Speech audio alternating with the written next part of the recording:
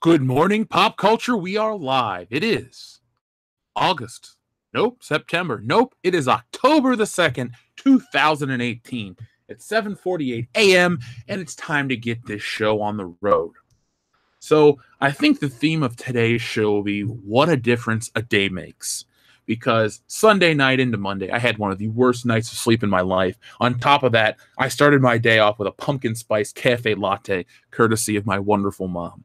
And it suffered. I suffered. The show suffered. So today, I'm back. I'm refreshed. Normal coffee. Great night of rest. I'm ready to rock. I got a lot of stuff planned to talk about today. And I'm excited because tonight's High Council is going to be the craziest. So people are already rolling into this show because, believe me, they want to hear us talk about the Russian bots. Now, I'm going to give you guys a little bit of a teaser before we start properly. This morning's show will talk about the Russian bots, the Rian Johnson situation, but it will not be the official stance of the channel just yet. Why? Because I'm going to be taking the time to go out there and research what this guy's covering, look into him, check for validity. You don't want to go in and question academic research with just my feelings. No. I got to take the long approach. So by the end of the week, I'll have a proper video response. But this morning is a chance really for you guys to tell me what you think about it. And then tonight on the High Council will be where we lambast it as a group, as a big community. But my official statement, my official stance will be saved for the proper video that'll be hitting this channel relatively soon. But today we're going to be talking about that for a while. We're also going to be talking about the shit reviews for Venom. And we're going to be celebrating a life and a death. Let me rephrase the celebrating the death part. We're going to be remembering two great comic book artists, two great pros, two women, and then a man. Now, the man went on to create one of the most iconic British comic book characters of all time. And the two women we're going to be talking about today, one's alive. She celebrated a birthday yesterday. And the other one, well, she was there at Marvel really nearly since the beginning. And there are two women that don't get enough credit because now we live in this whole era of with California passing the law about, 50% of a board needs to be female, this, that, and the other. But there are a lot of women out there who are blazing the trail for the women of today that don't get the credit they deserve. Now, this isn't some crazy, change of pace for the channel. No, we talk about comics, and we're going to talk about how good these two ladies were for their respective crafts. So be prepared for that. That's going to be a lot of fun. It's not going to be boring. It's not going to be a history lesson or anything like that. But it does tie into the theme of Halloween because it is October. And I don't know about you, but I have already been watching some horror flicks.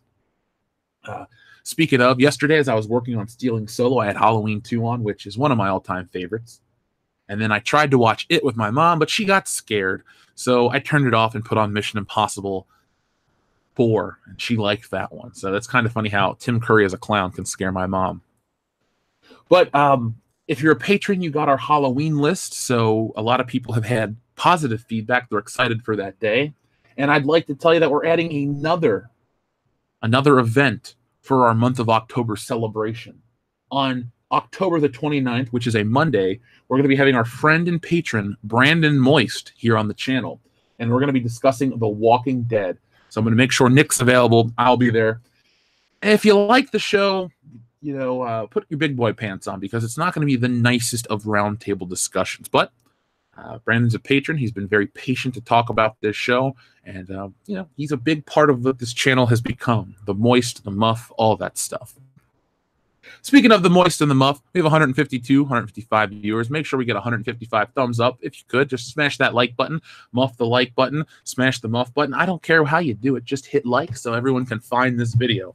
And while we're waiting to hit number 200, we have a super chat from our good friend Cesario Japan, which says, these aren't the bots you're looking for. Believe me, Cesario Japan, I don't think anyone was looking for any sort of bots. But I do see this as just another excuse from our good friend and our little buddy, Rian Johnson. So, beep bop, skibbity boop bop bop. I don't like Hanson. I'm going to stop there.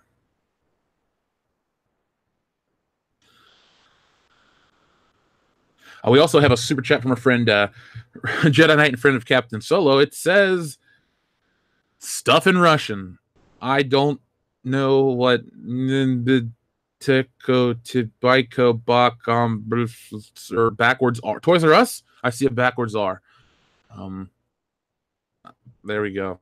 I'm gonna go with that. It's something about Toys R Us in Russia. In Russia, Toys R Us play with you? I don't know. Shit. I'm reaching here. I'm reaching here. But yeah, it's getting to that point again. It's funny. You thought the fight for Star Wars was going to take a break. They thought, here's the funny thing. They, the opposite side, the people in the media that want to praise Disney Star Wars, they thought they won with the news of Kathleen Kennedy. And now they think they're going to win with this definitive argument. But if anything, today's news, last night's news, has actually made people double their efforts. Before, I know a lot of people were like, it's over, it's over. They were defeated, they were heartbroken, but now they're just pissed off. And you know what? I'm pissed off with you too, ladies, gentlemen, Wookiees, Ewoks, droids, Ugnaughts, everyone out there. I'm angry because it's another case of deflection. And in 10 viewers, I will be talking about that. Our friend Cormoran says, teacher, Russians ate my homework. Well, if that super chat works in school, let me know, because I will go back in time and tell 10-year-old Jeff that you don't have to do your social studies homework. Miss Meyer won't care. The Russians ate it. And she'll believe that.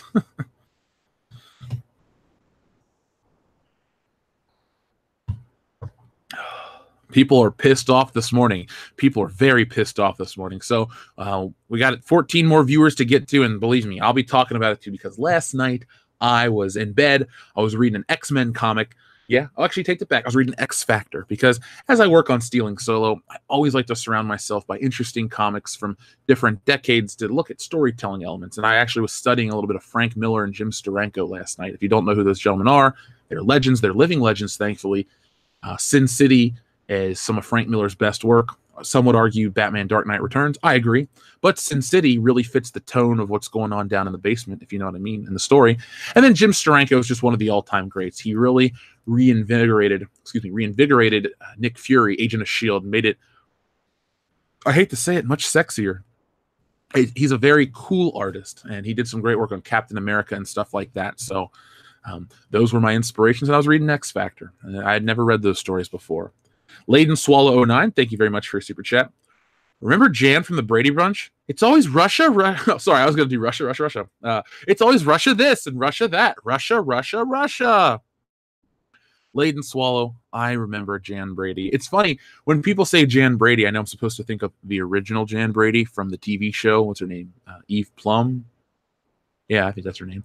I always think of the movie version, and then that actress was on It's Always Sunny in Philadelphia, and she's like, Dennis calls her Utah trash or whatever, because she's got bad skin and a shitty tattoo. But Guilty Pleasure of mine is a Very Brady sequel. It was one of those films I watched as a kid a lot. Our friend Alec Munoz says, all these clowns are emboldened because of KK. Sucks. You know what's funny, though? The bigger they are, the harder they fall. The higher their ego gets, the mightier, the bigger, the rounder their heads get, the bigger the fall will be. Because remember, I can't believe I'm going to use this person as a rallying cry, but remember what Grace Randolph said. That the meeting wasn't bullshit. Look at all of her sources. Look at all the backed up stuff. We've talked about how they tried to say Russian bots were for Rotten Tomatoes, and now this is not about Rotten Tomatoes score.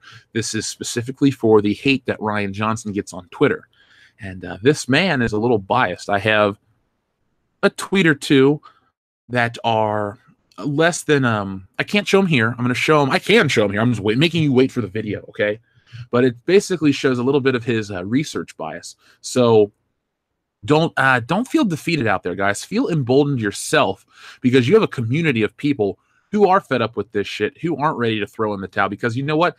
The fight's just getting started. Round 1 was over. The Last Jedi and the change in tone for Star Wars. Now here comes round 2. Don't let this be the Empire Strikes Back where we get defeated and have to come back in Return of the Jedi. Let's go for a nice, solid 3-round knockout. The fans are still winning. Don't believe the hype. Don't believe the media. Our friend Jose Lopez, thank you very much and good morning. Good morning, Jeff. Good morning. Pop culture is the best way to start the day. Did I miss anything? No, you did not. You just missed the intro to the show.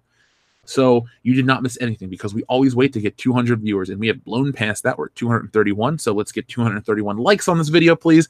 And let's start the day. Again, Jose and everyone, thank you very much. Now, let's read this. Now, I'm not going to read every part of this article because I told you we're going to cover it extensively on the High Council. I cannot stress enough how big and important tonight's High Council is. It's here on this channel. It's Ethan, Jeremy, and myself. We're going to be talking about Kathleen Kennedy's contract extension. We're going to be talking about this garbage. We got all kinds of Star Wars news to talk about. Hell, did you guys know that there was a screenshot from the new Jon Favreau TV show and people aren't really talking about it? Probably didn't, but don't worry. We got tons of stuff to cover tonight, today. This is a really good time to be a fan of world-class bullshitters, and trust me, you're not going to miss a single thing we do. So, research finds 50% of The Last Jedi backlash was political trolling.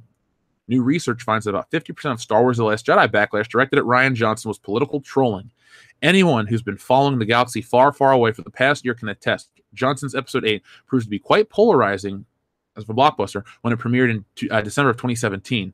To this day, fans remain sharply divided on its merits, with some feeling The Last Jedi was a necessary step forward in the franchise for needing to thrive in the future, and others accusing Johnson of ruining Star Wars and failing to understand what made the series great. I feel like all of us are in the latter category.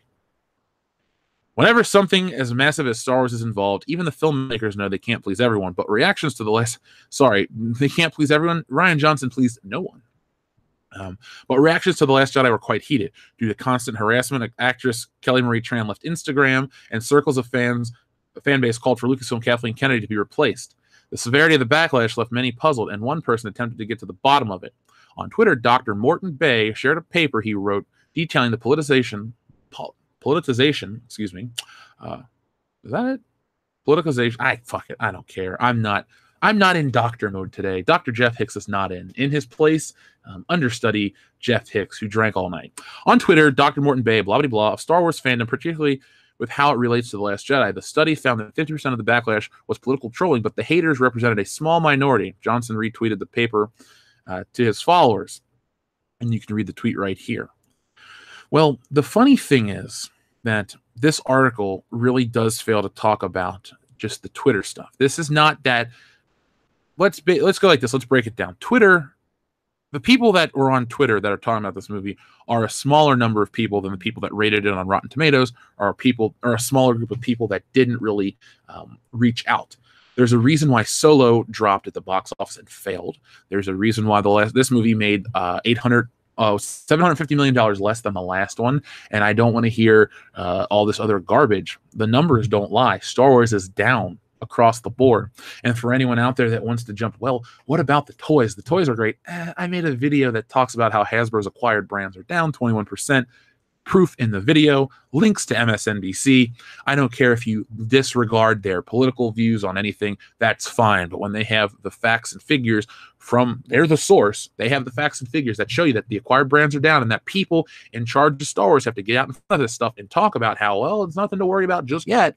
That is not disputable in terms of that's your opinion or that's anecdotal. No, that's the fucking facts. Same with Solo, a bomb. An unmitigated failure. Have we ever seen Star Wars fail so low? No. And you know what? We can throw out something that's not a fact or a figure, but pretty good assumption that The Force Awakens made all that money because it was a 10-year gap between the Revenge of the Sith, Force Awakens, original cast. All the nostalgia was thrown at you properly.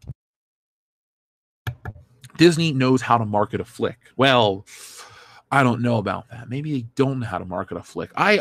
Look at Solo. I have thought that Solo was a sacrifice to further the agenda that male-led action films don't make money. But thankfully, that narrative hasn't popped up. Soon it will, now that I said it, because for some reason, people on the other side watch this channel and think we're a bunch of hateful white men. They don't realize that the little icons on our Twitter poll, our Twitter picture, are us. That's the thing that blows me away.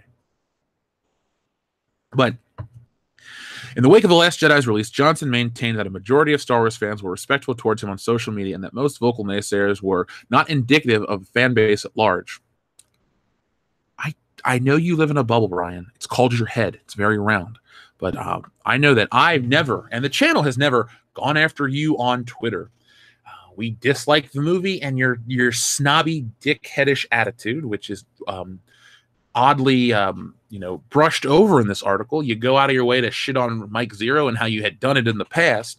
So you attack a YouTuber because you're in the Hollywood system. You've made it to the top. I mean, you've kissed the right ass to get there, but you made it. But you still feel the need to be a big bully. So let's not act holier than thou, Rian Johnson. Let's not forget Mike Zero. Maybe Mike Zero is not the key to all this shit because this future Star Wars content didn't pan out, but Mike Zero is an indicator to show what kind of guy Rian Johnson is. And Rian Johnson really isn't that innocent. It's not like he's this guy who just got berated because you made a bad Star Wars movie. It's that on top of the climate you created. Remember when people were calling for Rian Johnson to be the voice of reason for the fan community? That stupid IO9 article. We really need somebody to take the reins and keep the fans at bay. No, you want somebody with your politics to push a certain part of people out so your own politics can be the majority of Star Wars. And that's not going to work because Star Wars appeals to everybody, left, right, center, top left, top bottom. I don't care where you are on the political spectrum. You can like Star Wars, and a lot of people do. There's all kinds of aspects to it. You may like the Jedi and the spiritual side. You may enjoy the political intrigue, the space battles, and the smugglers like I do. But there's something there for everybody. And Rian Johnson, it's funny. Just because social media wasn't around back then doesn't make Rian Johnson exempt. Because if these other Star Wars movies that George Lucas made, the prequels, were as hated, they wouldn't have been financially successful, and Star Wars as a whole would have died out earlier on because Star Wars was coming out during the early superhero films, Lord of the Rings, the end of the Brosnan James Bond era, which was actually really financially successful. Let's take off our goggles of Pierce Brosnan was the worst James Bond. Maybe you don't like his movies, but they weren't failures. Star Wars had some heavy competition, and it still stayed alive. It stayed alive on the TV screen, video games. I mean, between episodes 2 and 3, and a little after episode 3, you had the Clone Wars TV show, the good one, come out. You had the Battlefront series. You had great toys. You had the Legacy collection still rolling a little bit. You also had the Vintage collection, which brought back a lot of people. The DVD release was a big deal. Empire of Dreams was produced. Star Wars was able to stay relevant, and actually it stayed special because now it's just like everything else. Back in the day when it was, the movie came out almost 30 years ago and people are still talking about it. That's not the case with any other franchise. Maybe The Godfather gets talked about in film snob circles or just people that enjoy movies in general. I'm not going to say snob. That's a little too mean. But maybe those movies get discussed. E.T., Indiana Jones is really close to being talked about at the same mythic levels of Star Wars. But Star Wars was special, and it was marketed and treated as special, and now it's just like everything else, and it has so much negativity associated, and they want to blame Russian bots. They want to blame these invisible things. Well, remember when they blamed Russian bots way back when for the Rotten Tomatoes scores, and Rotten Tomatoes themselves came out and said the scores are genuine? I don't really trust the guy that lives in the area of Rian Johnson that wants to invite him out for coffee, which is in a tweet I have. And that's not some bullshit. I was sent tweets by people. Now, I will make sure that if that tweet is deleted by the time I make my video, I will say this was sent to me and I couldn't find it. It could be deleted. It could be fabricated. But this was some of the evidence that was presented to me to make sure I, cover my own ass, because I don't want to be accused of making up stuff to sully the good name of Rian Johnson, because let's be honest, that guy's doing it to himself. But here we go now. While it's nice to see there's research backing those claims up, it's nonetheless disheartening that this has become the norm for Johnson online. This may explain why he deleted an extensive backlog of tweets. Following James Gunn's firing from the Guardians of the Galaxy 3, if Johnson's target of political trolls now has a prominent role in shaping the Star Wars franchise, he didn't want anything out there that could be misconstrued. Again, covering of one own's ass. This is now going on to defend James Gunn. Okay. Unfortunately, this is unlikely to change for Johnson moving forward. Once he completes his mystery thriller Knives Out, he'll resume work on his Star Wars trilogy. Again, when Bob Iger came out to 2 weeks ago at this point to discuss the the state of Star Wars, how we moved. We had too much, too fast. He talked about the TV. He talked about the Benioff and Weiss. He didn't mention Rian Johnson. Now the way these people usually market stuff, if this Rian Johnson thing was, guaranteed to come out, I'm pretty sure they would have mentioned the Rian Johnson trilogy. But now they leave it open to speculation. Will it happen? Won't it happen? I'm hoping that their attempt is for us to forget about it. So when it doesn't come out, enough people will just be like, whatever. But we'll remember and we'll talk about it. And there's a digital backlog of all the stuff we've talked about in regard to this film. This is the most discussed Star Wars movie in a negative way. I mean, you can rip apart episodes 1 and 2 all day, but at the end of it, all you're going to really be able to get out of it are muddled story at times, bad CGI, but good for its time, but it is very dated. Maybe you can use the racial stereotypes of Watto and the Nemoidians and Jar Jar Binks. And Jake Lloyd's acting, less than stellar acting.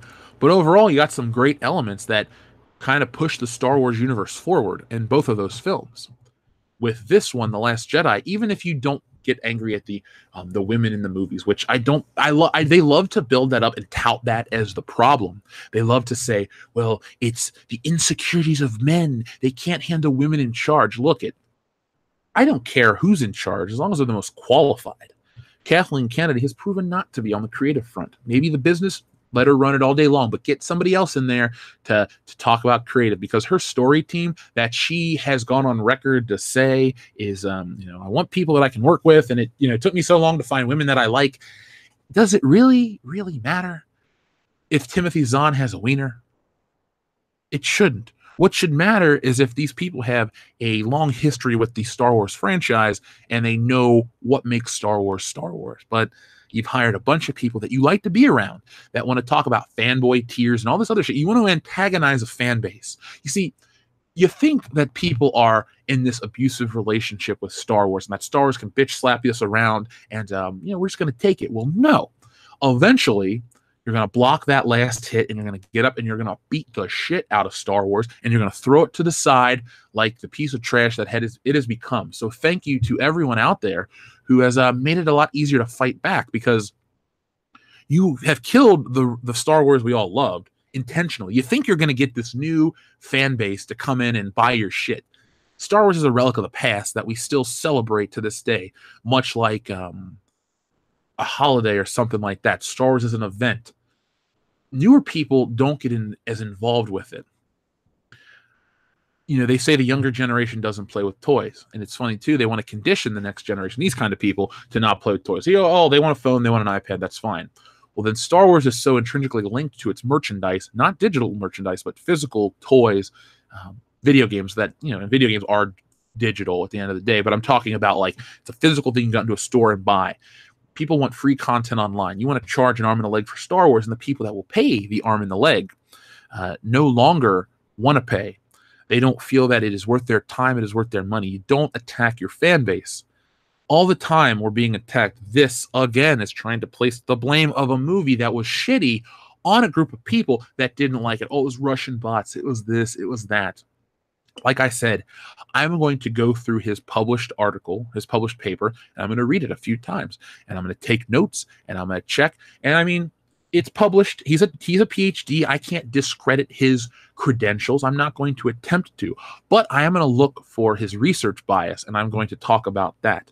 So if you guys have a copy of that paper, please make sure you save one for me, because if it gets edited, if it gets hidden, or these tweets get deleted because people are listening now and they don't want me to know about it, well, thank you. But I'm going to make sure that I have access to that and read it, because that's the one thing I do on this channel, is I make sure that when I bring up something, it's not just some shit I pull out of my ass because it sounds fun. No, this may seem like a boring topic for me to cover, but it's important to Star Wars, and somebody's got to do the legwork. Mahler does his 14-hour retrospectives on these movies and why they suck. The 14-hour critiques, they're not retrospectives, excuse me. Mahler does those. I'm going to take the time to do this. It's very important to me. It's important to this channel. It's important to all of you out there, because this kind of stuff gets picked up and it's promoted as truth, as fact. And a lot of times it's pure bullshit. Sometimes the narrative of events are nowhere near the truth. We can look back at things through history. What is it? the Gulf of Tonkin or something like that, or just certain historical elements that are told, oh, this is how it happened, this is why we did this, but then you go back years later, it didn't really happen. You know, it was fabricated, this, that, and the other. When people aren't really, they don't care. It was 50 years ago. They're like, I don't care. I'm so into myself. Don't let Star Wars truth come out 50 years later when it's too late, because it's going to be too late for them as well as us. See, we'll move on to other things, and Star Wars won't find that next generation. It's not that cool compared to what's out there today. It's kind of stuffy at times, and you have really lame new characters. Why are Han, Luke, and Leia iconic? Because they're cool. Even though Luke is kind of a childlike in the first one, he definitely picks his shit up. By the time he leaves the Death Star, he's the hero. You know, he's taken down TIE fighters, he shot stormtroopers, he flies his X-Wing and saves the day, him and Han. But they're all cool characters, Leia included, everybody. Again, these new characters aren't too cool. They aren't that hip. I'm not in love with any of them.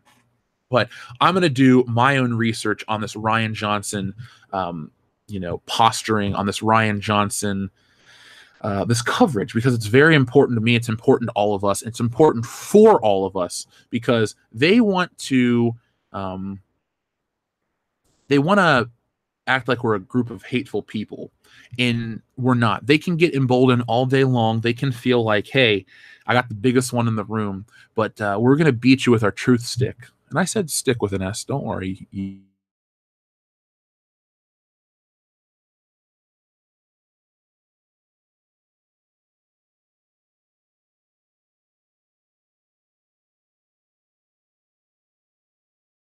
YouTube, and there are of them. There are a few people with the right connections. We're tens of thousands of people with maybe less connections, but a lot of people behind the scenes, reach out to us and really like what we're doing. So it's not necessarily this small grassroots movement without any, power behind it. There's more than they realize. Can't say too much more than that. But what I can say is don't give up hope. Watch the High Council. Make sure you guys get involved on that, and look out for the video that I'm going to cover, because this is just the beginning of the next step. It's exciting for me, because you think Star Wars is all about, well, the Rebels, the Resistance trailer, people are just hating on it because it's for kids and this and that, and that's the future Star Wars. No, there's a lot more. They can't let The Last Jedi die. They will not let The Last Jedi die. And the last thing they need to do is accuse the fans of being something they're not. I pray, whatever you choose to believe in, I do that positively. I hope that, against hope, that the 50% of the Russian bots that, don't like The Last Jedi are 100% of the people that don't show up to the Disney park, and the lines just aren't what they expect. Disney Star Wars lives and dies by this theme park coming up. And I'm not going to lie, it's going to make a bunch of money in the beginning, because you have the people that have no self-control. But there will come a time where Disney Star Wars Land has less and less returns to it. And eventually, it will just close. It'll show you that attacking a fan base was never smart. Let's catch up on some of these super chats, because I'm a little behind. So thank you to everyone who's watching us. How many people do we have this morning? We have whopping 388. Shit, all right. Good. Thank you so much to everybody. Let's hope we get 388 thumbs up. Our friend Jedi Rider says, good morning from Montreal, Canada, Jeff. Well, good morning from Cincinnati, Ohio to Montreal, Canada, Jedi Rider. Thank you. The Grand Inquisitor says, my Russian bot programming has taken over and is making me stay home on 12/20 of 2019, and the Disney streaming service is not compatible with my CPU. Grand Inquisitor, I like that a lot. I'm going to take a screenshot of that. I may reference that if you're cool with it. I'll make sure I take a picture so I know who said it, because that's actually really clever. Boom, took a screenshot. Thank you very much, Grand Inquisitor, as always. But no, that's a legit one. I hope you don't mind me borrowing it. Reed Palancha, thank you very much. Rian Johnson has shown himself to be lacking common courtesy. I still dislike his belittling of Mark Hamill on TV. The word of bully comes to mind here. Yeah, he is. I don't know Rian Johnson, and I hope to never know Rian Johnson on a personal level, but I look at Rian Johnson as a guy who's small in stature, kind of strange, very strange, And he's got a little bit of power, and he's kind of abused that power, like a Napoleon. Was it Napoleon complex? I almost said Napoleonic. I'm like, that's a war, I think. But anyways, a little bit of a Napoleon complex. So that's what I look at Rian Johnson. He's got this power. He's like, yeah, man, I can do what I want. And no, Ryan, you can't, because you work for an audience of people. Believe me, if I started making videos on Goldfinger, at first you'd be like, cool, Goldfinger, that's a nice change of pace. But then I kept making videos on Goldfinger, what I wanted to do, and I wanted to subvert your expectations. Oh, tomorrow, guys, I'm making a video on Spider-Man, and it's another Goldfinger video. I'm going to piss off a portion of the audience. Now, I'm not going to blame bots. I don't think you're self-aware enough, Rian Johnson, or these people out there, to realize that you're the problem, not us. All we want was to be entertained. The trajectory that they followed from The Force Awakens to The Last Jedi was embarrassing. DeMille Jr., thank you very much. If we're Russian bots, then we must make Ruin and Kathleen moose and squirrel. Well, it's probably the truth. Maybe she's hired for other reasons that we don't know about. Maybe Russian bots wrote those articles. Maybe Kathleen Kennedy's not even a real person. Maybe Russian bots have projected her image like a hologram. Has anyone actually met her? I don't know. If they can do it for Tupac, they can do it for Kathleen Kennedy. Generic Edgelord, thank you very much. Remember when Star Wars was good? I remember. I do remember. I remember being so excited to come home from school and play with my Star Wars figures, the video games, watch the movies. Every Sunday was Star Wars Day. There was a little bit where they were Indiana Jones days, but Star Wars would always come back. Like I do, I guess when I was maybe in second or third grade, because we lived at this house. There was a point in time where we had to go to church and all that stuff because I went to Catholic school. Thankfully, those didn't last long because my mom worked and she was just too tired to go. So Sunday morning, I'd get up, she'd make breakfast, I'd watch Star Wars, all of them. Then some days I'd do Indiana Jones, all of them, and then watch the first Star Wars movie. That's all I did on Sundays as a kid. But I remember those days, man. 96 to 99 were my Star Wars golden years before Episode 1 came out because it did kill my interest. I can look back on the movie and long for it because it's better than 7 and 8, but it did kill my interest. And that's me being honest. Adam W., and I hope the W stands for West. What's your take on Doctor Who and the SJW overtones of the ads and hints of SJW BS that were in Capaldi's episodes? Well, Adam, could be Adam West, could be Adam Warlock, but Adam, I'll just refer to you going out as Adam. I don't necessarily like SJW overtones in anything. Actually, I don't like it in anything. I believe that Jodie Whittaker's casting was political posturing in the entertainment world. You know, Europe is a much different beast than, America. They had that Title 13 and 11 pass, so it's getting weird over there. But you watch a lot of their TV shows and you see this this diversity in their shows. Like my mom watches the Great British Bake Off, which I do watch, and it's a majority white, but they make sure to have their one black person each season. This one they had two, so yay, good for them. But the thing is, it's not really a problem to have people of different color. I know I have to say that every day, but I can never let my words get used against me as well. Jeff dislikes black people. Who are you talking to? That's all I can say. Every time someone tries to pull art online, I'm like, do you realize who you're talking to? No, but the Capaldi stuff, I've gone on record saying I haven't seen. I've seen, was there an episode where What's-Her-Face Clara was really tiny, or was that Matt Smith still? I didn't watch Capaldi stuff. I'm sure it's in there. But, Adam, the thing that I remember most about them announcing Doctor Who is a woman. Now, the glass ceiling thing was stupid. That's too on the nose. They think they're being clever. They're going to get all this online praise. You know, it's funny. If you wanted to be a disingenuous hack like they are, when the Doctor Who episodes come out, or the reviews or anything come out, you could be like, well, these are Russian bots praising it. And then they're going to be like, that makes no sense. And then I'm going to go, well, it makes no sense to say that about Star Wars and all this other shit. You see how you could play both sides with this whole Russian bot excuse? I mean, they don't. They're so laser focused on the agenda that they don't care about how stupid their reasoning sounds. And they're on the side where these stupid websites are like, hey, this is what's happening. This is the truth, blah, blah, blah.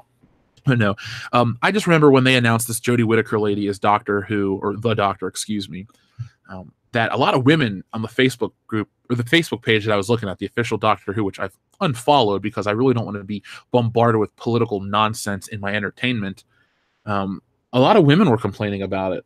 And then you heard some really woke guys try to put them in their place. And it's like, aren't you doing the thing you claim to be fighting against? And it was just interesting. I can tell you that my money and time will never be spent on Doctor Who anything. On my shelf, I have one David Tennant Doctor Who figure, and I have the complete 5th and 6th series on Blu-ray for Doctor Who. Those are the Smith episodes. Maybe down the road, when this whole SJW fad dies down, I can allow myself to get the old David Tennant episodes on Blu-ray, because I do. Like, my favorite episode is the Absorbalov episode. It's not even that great, but I love that one with Elton and his girlfriend in the stone piece. That's a great episode to me. I really like Doctor Who from that era, the Tennant era, the 10th Doctor. He's the best to me. He's my Pierce Brosnan for, James Bond. Take that with what you will. But no, I have followed this, and I don't like it infused inside. Before science fiction, like Rod Serling with the Twilight Zone. The Twilight Zone would promote ideas. There was this, the 50s and 60s were a much different time, a much more racially divided time. And now they're trying to put that in their entertainment. The thing is, the Twilight Zone is regarded as the best. Wait till I talk about it on the 10th here on the channel. We regard it as one of the best TV shows ever made, the most important, most poignant TV shows ever made. They want to recapture that. They want to be talked about in the same sentence as the Twilight Zone, but they won't be. Or the original Star Trek. There are certain things about Star Trek that have some really deep philosophical messages. Yeah, there's a lot of action and fun sci-fi, but at the end of the day, there are some deep messages to the original Star Trek. But my long roundabout way of getting to my point is that Doctor Who and all this shit wants to be on the right side of history. They want to be promoting this future, this idea, this utopia that they want to be able to take credit for, when in reality, all these things they're fighting for have already been achieved and happened decades ago. If people are like, well, we need a black action hero. I can't even use one hand. 2 hands aren't enough. I can count tons of black action heroes in films. Even if the same actor played multiple ones, it doesn't really matter that Jim Brown was in a fuckload of movies, or Wesley Snipes, or Eddie Murphy, or Danny Glover. All kinds of these great characters have existed for decades. And then when they try to pull the Black Panther card, well, Blade disagrees. And even Spawn would like to have a word with you, Black Panther. And Black Panther wasn't the first black superhero in the comics either. There was one in the 40s that was created by a black guy, and it's, oh God, I've seen it before. It's dated, it's old, but it exists. I think all of this stuff is just indicative of them wanting to be able to say, well, we crafted the future and we made it better for women and minorities. No, Doctor Who's not responsible for equality in the world. The Twilight Zone isn't either, but the Twilight Zone was out at a time where it wasn't there yet, and it talked about how it should be there because it was the right thing to do. And the right thing to do isn't achievable anymore because it's already been done, if that makes sense. So Adam West, Adam Warlock, Adam Weast, if you will, thank you. I hope that answered in a long roundabout way your question. So I know that was a little long. God, 436 people are here. Boom. Thank you. Good morning to everybody who's out there. Good morning pop culture is, not scientifically proven, but pretty much the best way to spend your day on the way to work or school. So if you're working and lurking, press 1. If you're on your way to school, press 2. No matter what you're doing, we're glad you're here. I'm here enjoying my coffee, watching the end of entertainment as we know it. But yeah, so this Rian Johnson thing, just to reiterate for all those new who are here, we'll be covering it tonight on the High Council, 9 p.m. Eastern Standard Time. World-class bullshitters, do not miss out because it's going to be the biggest night. We have to talk about Kathleen Kennedy, and we have to talk about the Russian bots thing. We have all kinds of stuff to talk about in terms of Star Wars. If you thought last week was pretty good with Anna and the whole making Star Net Wars, whatever their people are called, tonight is going to be the biggest night. You can't miss it. The biggest night since Solo came out. You have to catch the episode. So Rian Johnson, I think we've rolled your ass into the ground. I'm so tired of looking at your... You know what? I guess it is appropriate to talk about Rian Johnson. It's October. As always, it's inventory time at Statler Toyota. But it's a time of the year where we carve up pumpkins. And I don't advocate doing any harm to Rian Johnson, but his face does look like a pumpkin to me because it's equally rounded. His spray tan in this photo is making him look kind of orangish. You're on the high Hulk Hogan scale of, white to orange. No pumpkin spice today. Just pure black coffee, extra caffeine, and like I said earlier, a good night's rest. That really is what determined yesterday's show.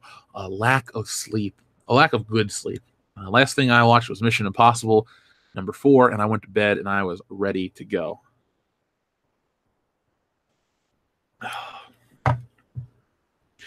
I will be asking for the study. I'm going to look at the like I said, I'm going to look at all the facts. I'm going to look at the published paper because it has to be peer reviewed. So I will be looking at that to see where the information comes from. And I will break it down for you.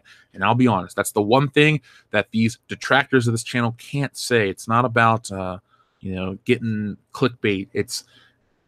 I tell what I find and I show you. When I talk about articles and I have an opinion, I show you the articles. I don't misconstrue the articles. I tell you, hey, this is what they said, and this is what is either wrong or I disagree with. And then if they're wrong, I prove to you where they're wrong and I show they're biased. So, Eddie Murphy says he's what he is with a badge in 48 hours. Well, I'm halfway there with a diploma, so you can't pull shit on me. So let's start talking about the next topic.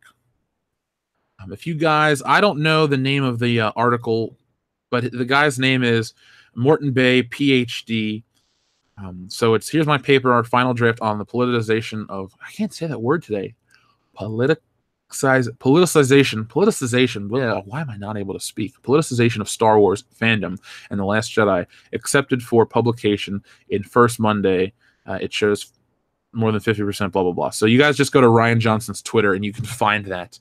And don't attack Rian Johnson. Just wait it out. Let me do what I got to do, and we'll see if he ever responds to us. We're probably on a do not respond to list. I don't know if we're blocked by Ryan. Let me see if I'm blocked by Rian Johnson on Twitter. Myself and the guys have never gone out of our way to attack Rian Johnson. We're not fans, but I've never, me personally, because remember, I don't really run the Twitter too much, but I'm going to speak for Nick. I don't think Nick's gone out of his way to, attack Rian Johnson. And are we blocked by Rian Johnson? No, we are not blocked by Rian Johnson at all. So, there you go. We don't operate in shadow and all that crap. We're not the Men in Black. We are men who some are black. Anyway, though, let's talk about something that is black and not beautiful. And yeah, I said it.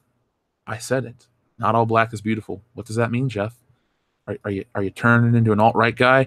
No, I'm here to talk about this, where black is not beautiful, Venom.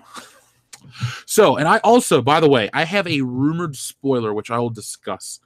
Again, it is rumored. It's not guaranteed. I've not seen this movie. I've heard this from a source, and I will just put that out there now. So when I do tell you it, if you choose to click away, it's not a spoiler of the actual film.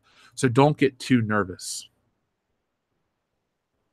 That's all I'm saying. Don't get too nervous when I do talk about it, but look it. Oh, don't worry, guys. I know a lot of people are talking about cherry-picked statistics and stuff like that in the chat. All I can say to you is I'm on our Facebook page. If you guys want to share research, how about this? Let's do this as a community. This always works best when we work together as a group. If you have ever written a published academic paper, I'm sure there are doctors out there that, besides just Dr. Coffin Nails, there are other doctors that listen to this show.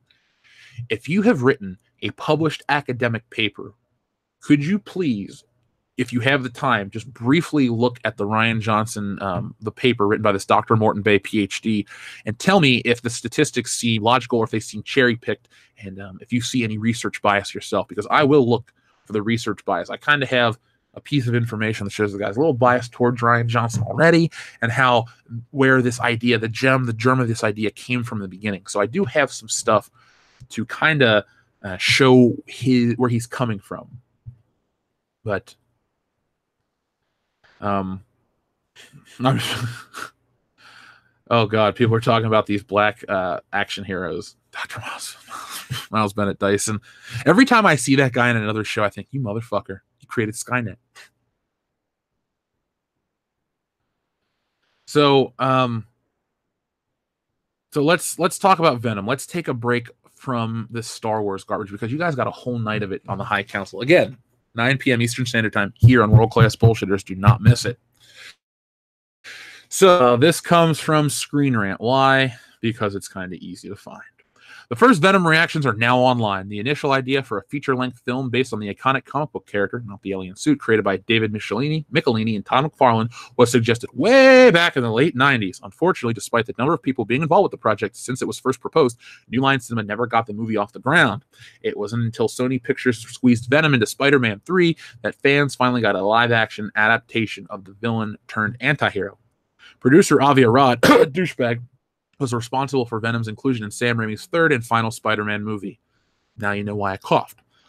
While he wanted to spin off the character into a standalone movie in the late 2000s, it wasn't until recently that things finally started to fall into place. And now, Ruben Fleischer's live-action Venom movie starring Tom Hardy as the eponymous character with a script by Jeff Pinker, Scott Rosenberg, and Kelly Marcel, is releasing in theaters this week, and its first installment in Sony's new Marvel Universe, which happens to be comprised entirely of Spider-Man villains, but the question is, does it live up to the hype? Following the world premiere screening of Venom in Los Angeles today, the first batch of social media reactions from the movie critics have started to appear online. Below are some spoiler-free reactions. Take a look. Now, before we do, I would just like to say that I do not support the idea of a Venom film. I think Venom is the most overrated Spider-Man villain. He looks cool. He was cool in the beginning. He got real dumb when they included all these other symbiotes. See, they talk about the 80s was the decade of excess. Well, the 90s was the decade of comic excess, and it sucked. So it rose and fell relatively quickly. By 96, I believe Marvel had filed for bankruptcy because, the industry changed. More than just Venom. It wasn't Venom's fault, but Venom, I think, is the most overrated character, and if I never see Venom in another Spider-Man comic, it'll be too soon. So, Mike Ryan says, I'm fascinated with Venom. The cast seems to all know they're in a darker superhero movie, except Tom Hardy, who is basically remaking Jim Carrey's Liar Liar.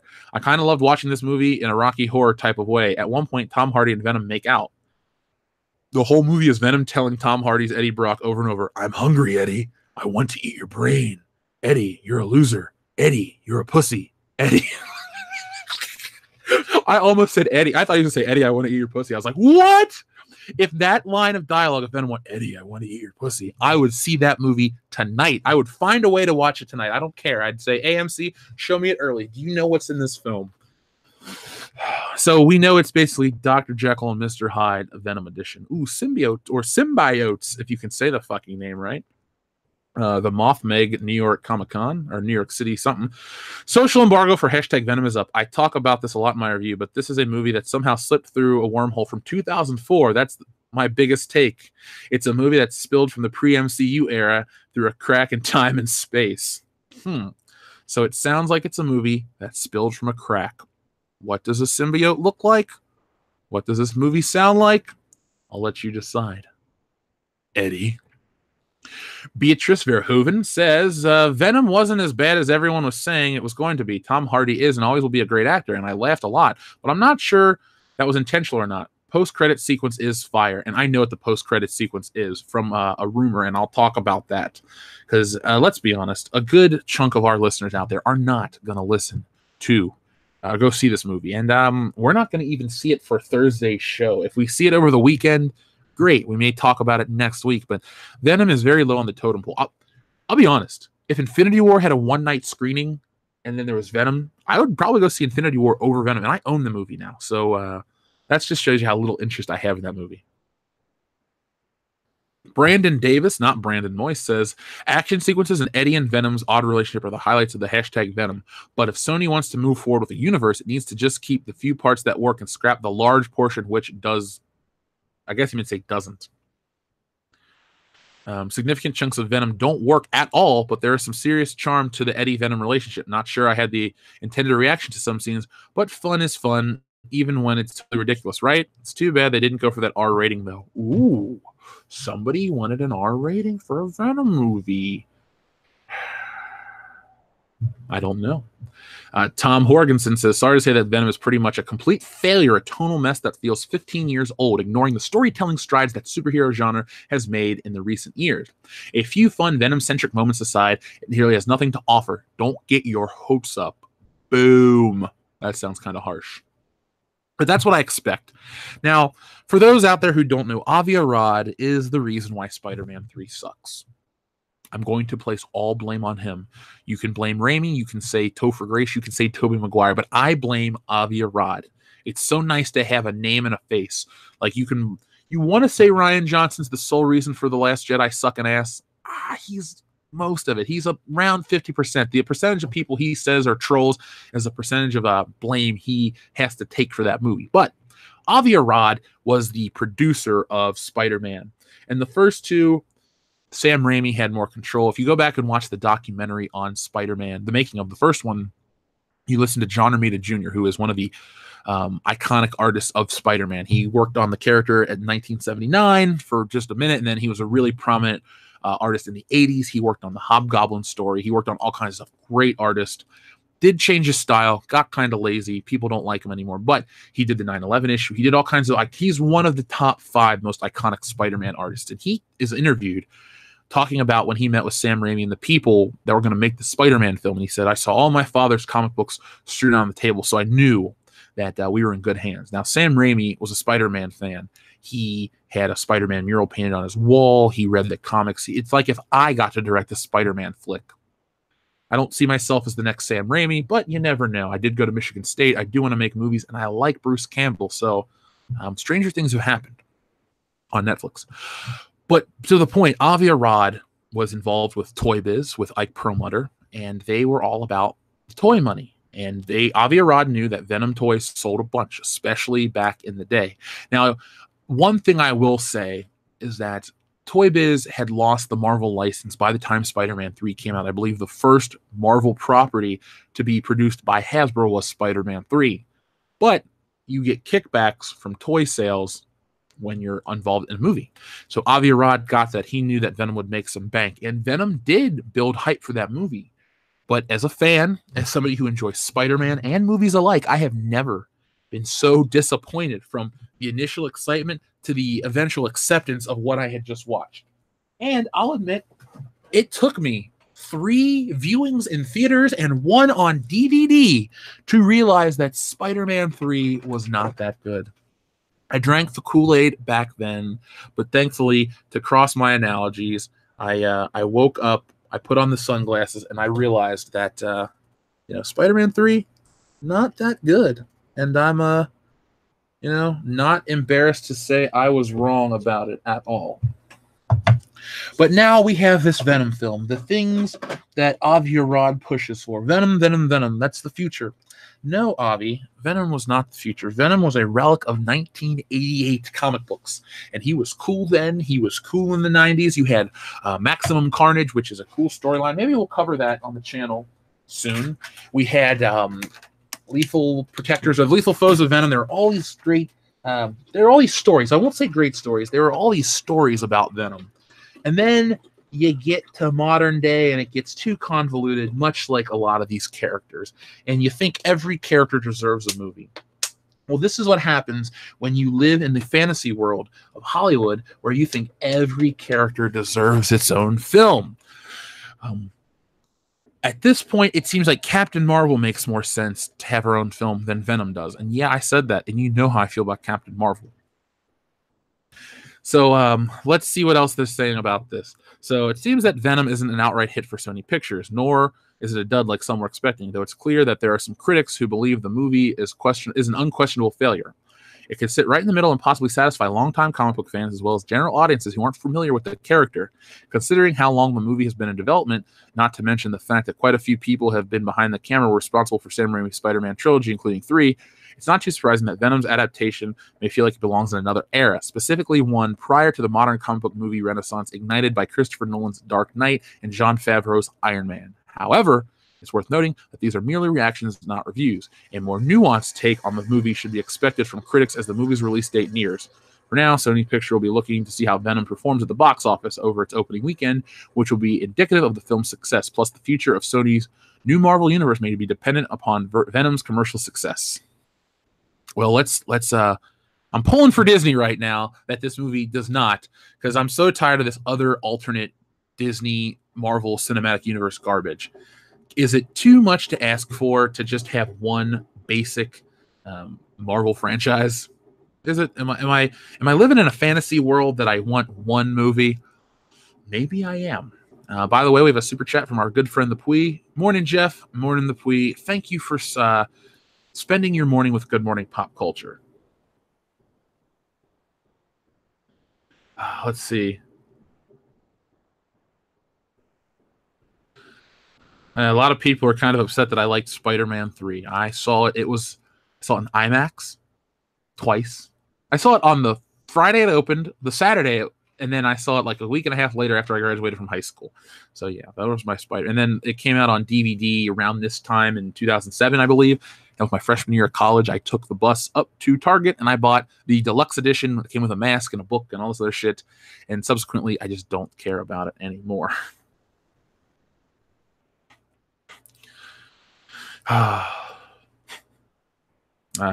But maybe I shouldn't be too hasty with enjoying the fact that Venom isn't getting the most praise that people think it deserves. But hey, I don't really like what they've done with Spider-Man since 2004. I won't say that there's been a great Spider-Man film since 2004. Now, I will say, upon watching Infinity War again recently, Tom Holland has endeared himself to me the more and more I watch him. But I think it's due to the direction of the Russo brothers and not just Tom Holland, because I still stand by that Spider-Man Homecoming is shit. I don't apologize for my take on that film.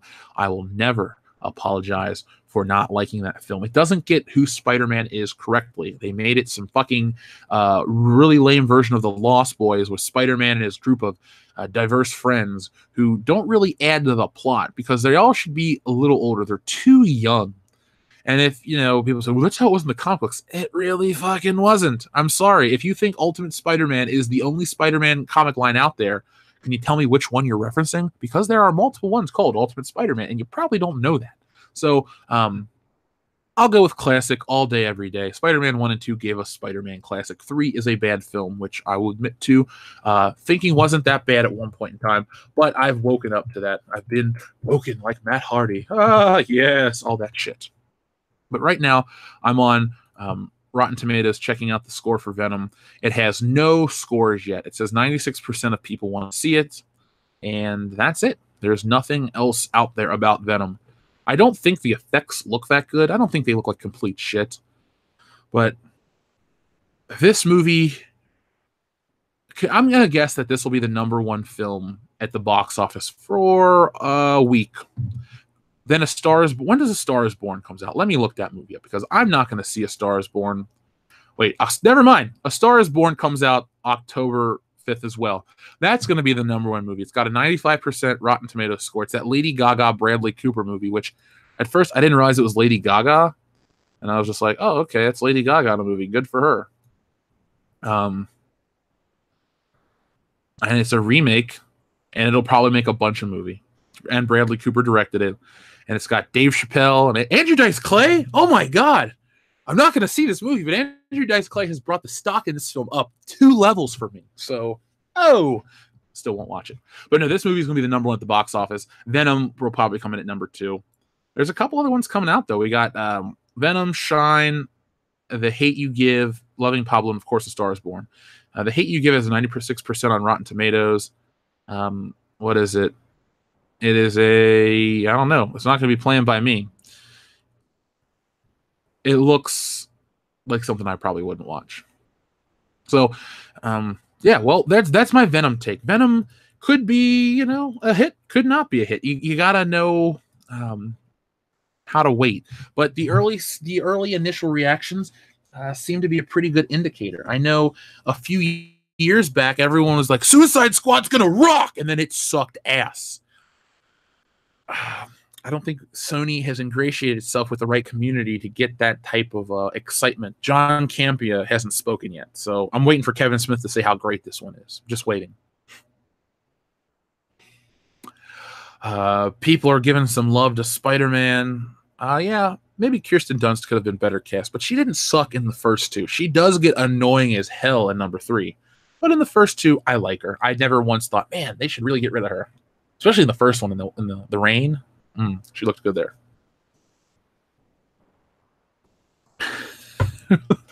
Oh my God. Yeah, Kevin Smith will give this movie a 10 out of 10. Kevin Smith will sell the little bit of his soul he has left for Venom. But, he only shills for DC, according to me.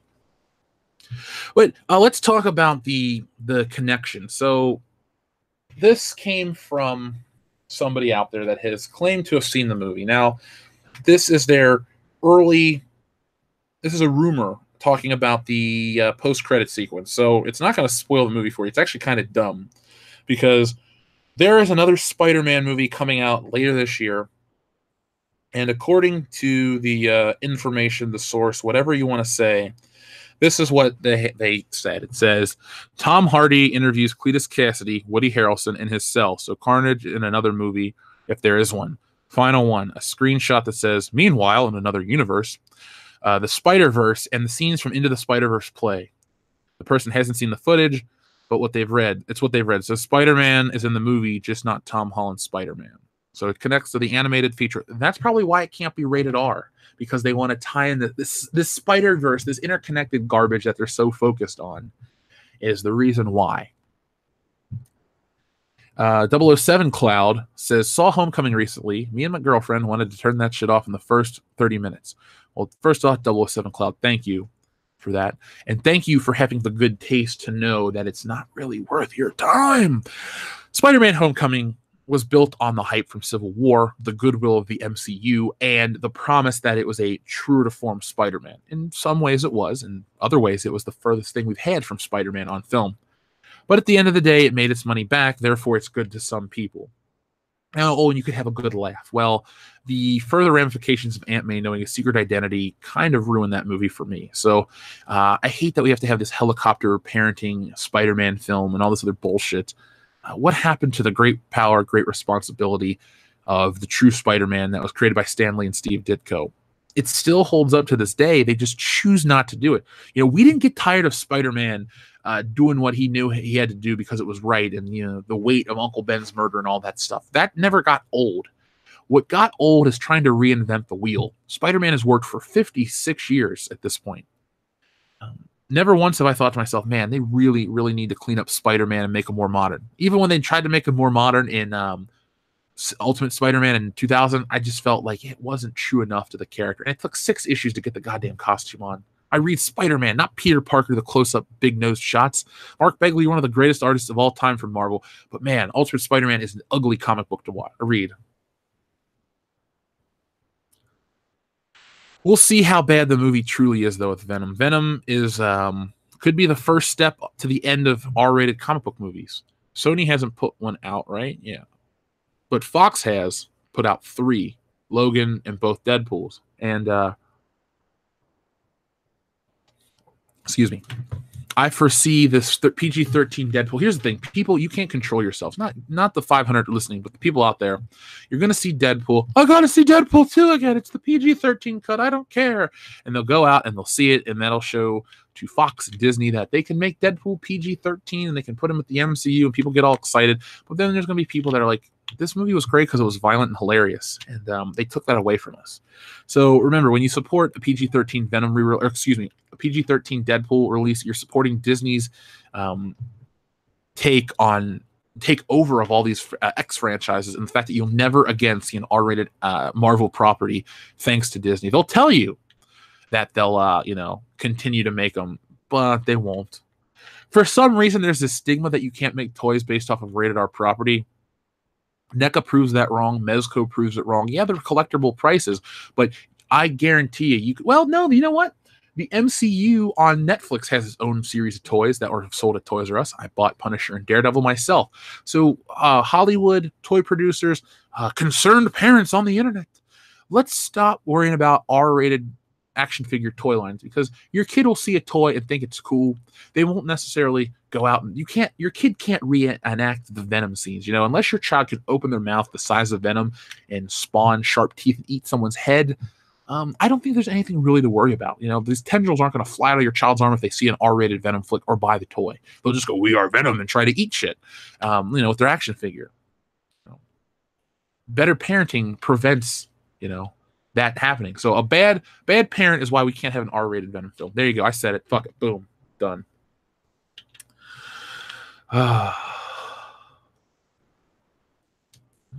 It's good to have some of our other listeners back. Don't forget McFarlane Toys based on Spawn and other properties. Yes, true. McFarlane Toys as well as, well, I just meant now because McFarlane does good stuff. They have Star Trek, and those are good Star Trek figures. They have the Stranger Things toys, which look great.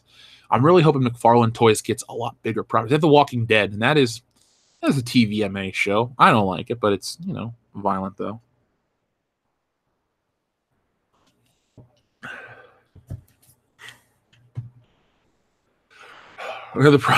Yeah, there's too many trigger warnings and stuff like that. While we're on the topic of R-rated superheroes, R-rated comic books, do me a favor, folks. First person that names this correctly gets a shout out in the chat. I'm about to show you guys an image after Claustoric super chat is read, and then we'll talk about this. So first off, from our friend Claustoric, good morning. How about a live stream where people share their own rewrites of The Last Jedi? P.S. I took Halloween off for you. Well, Claustoric, first off, thank you for taking off Halloween to celebrate with all the guys here on the channel. I will be typing up the list today and having a graphic made for our Facebook page as well as our Twitter, where you can find the Halloween schedule. We're starting at 10 a.m. with, you know what, I can tell this because this is going to be put up later. We're starting at 10 a.m. with Cabin Fever, and then we're going to be working our way through the day. There's a lot of movies coming. I think it's like 16 or 17 hours worth of films, but I'll make sure that you have plenty of time to find out when we're going live with what we are. If we do a Last Jedi rewrite, I wouldn't be opposed to that, but to the people out there, you would need to be able to present your rewrite in 5 minutes or less. You couldn't go on and on because a lot of people would want to go like 10, 20, 30. That wouldn't work. You would have to basically, if people were on, they'd have to come on, give the rewrite, and then people could talk about it. They couldn't like interrupt in the middle of it. So if you were on there to talk about it, just you have to get through your piece so you get to the next one, because a lot of people have rewrites for that. That'd be something we could do down the road, maybe once we get through October, because we kind of have all of our live streams tied up. Like I said, all the Wednesdays in the month are spoken for. Tomorrow night is our movie curses, and it's not just like spooky movies like that get cursed. No, people that fucking die from working on these films, like weird, bizarre curses. And next Wednesday is Twilight Zone. After that, Tales from the Crypt. Then the 24th is going to be something that we'll announce later, and then the 31st is Halloween itself. So this month is a little tied up, Claustoric, for all that stuff. But you already love Halloween. You took the day off. I think you're going to be very satisfied with, your PTO that day. All right, everybody. So now here comes the game. So I'm going to show you guys an image of a character that has been in an R-rated film. The first person to call out who it is gets a shout out, and then we're going to talk about kind of a sad moment. So on 3, 2, 1, and I'll wait.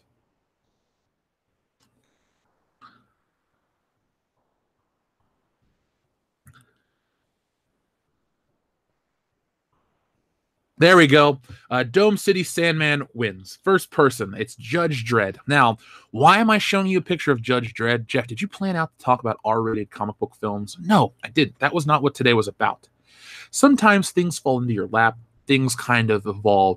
And now we're going to talk about a sad thing for just a moment. So, Judge Dredd was created by 2 people. And the artist, the man that you're looking at, his artwork right here in front of you, Carlos Ezquerra, has died. So he died yesterday on the 1st of October, 2018. He was 70 years old. He was born in Zaragoza, Spain. Zaragoza, Spain. And he died, I guess, in the UK because he is best known for his work on the British comic book series 2000 AD. And if you don't know what 2000 AD is, it's the home of Judge Dredd. Everybody knows Judge Dredd. We had the shitty Stallone flick in the 90s with I Am the Law. Then we also had the kick-ass one in 2012 with Carl Urban, which many people are still championing for a TV show. Now, if I owned a big streaming service, if I was the Elon Musk of entertainment, by the way, Elon Musk, if you want an entertainment ambassador or a baron, call us up, because we have our fingers on the pulse of what could sell, what could make some serious bank, and you got the financial backing. So if you want to do your thud streaming service, call up the guys at World Class Bullshitters. We'll work. I mean, we expect to be well paid with Tesla cars and big cash, but we will help you. And Judge Dredd would be on our streaming service because a Judge Dredd television show set in the post-apocalyptic future. I know they're trying to make Mega City 1 and they're trying to do all these other things. You know, there's Mega City 1, Mega Jetty 1, all the things that they want to make in the future. But I digress. So this is more Carlos Ezquerra artwork. You know, we always talk about bad comic book art. We talk about this. We talk about that. But sometimes we want to celebrate the life of a creator. You know, we've just lost Norm Brayfogle last week, and that was sad. He was the 80s and 90s Batman artist, and here's more Carlos Ezquerra's artwork. This is more modern, I believe. But he is the Judge Dredd guy. Him and Mike McMahon really are known for Judge Dredd work. Yeah, you have Brian Bolland come in, who, you know, depending on your taste, might be the best one. But Carlos Ezquerra, I believe he died of cancer. His body of work is ridiculous. I can't even show it all because it's just most of his Wikipedia page. He also drew artwork for the header cards for Corgi model cars. And I'm trying to find out about his death on Wikipedia, but I believe he did pass away from cancer. So let me check out this news from The Guardian, and I will read it to you as you look at some of his great artwork. So Carlos Ezquerra, the legendary Spanish artist who co-created Judge Dredd for the 2000 AD and gave futuristic lawman his distinctive look, has died at the age of 70. Dredd's helmet, knee pads, and eagle motif shoulder decorations were instantly iconic, as were the cityscapes Ezquerra developed for Dredd's Beat, the sprawling dystopian Mega City 1. Dredd debuted in the second issue of 2000 AD, but was not drawn by Ezquerra, despite his crucial role in the character's design. Ezquerra returned to drawing for Battle for a few months, then teamed up with the original Dredd writer John Wagner to create what many fans consider the quintessential period of the character. Mills confirmed that Ezquerra had died and told The Guardian Carlos was without a doubt 2000 AD's greatest artist, and indeed the premier artist of British comics. He was also a great guy to hang out with, and he had a fabulous dark sense of humor. We will all miss him hugely. So I believe he passed away from cancer. I don't have the exact thing, but 2018 has been a pretty big year for comic book deaths, and not in a good way. I mean, when you say, how can death be a good thing? Well, when they do those big storylines and characters die, it's interesting, like when Gwen Stacy passed away or when Uncle Ben died in the first issue, Amazing Fantasy 15. You know, those are good comic book deaths. They add to the character. But no, these ones are sad.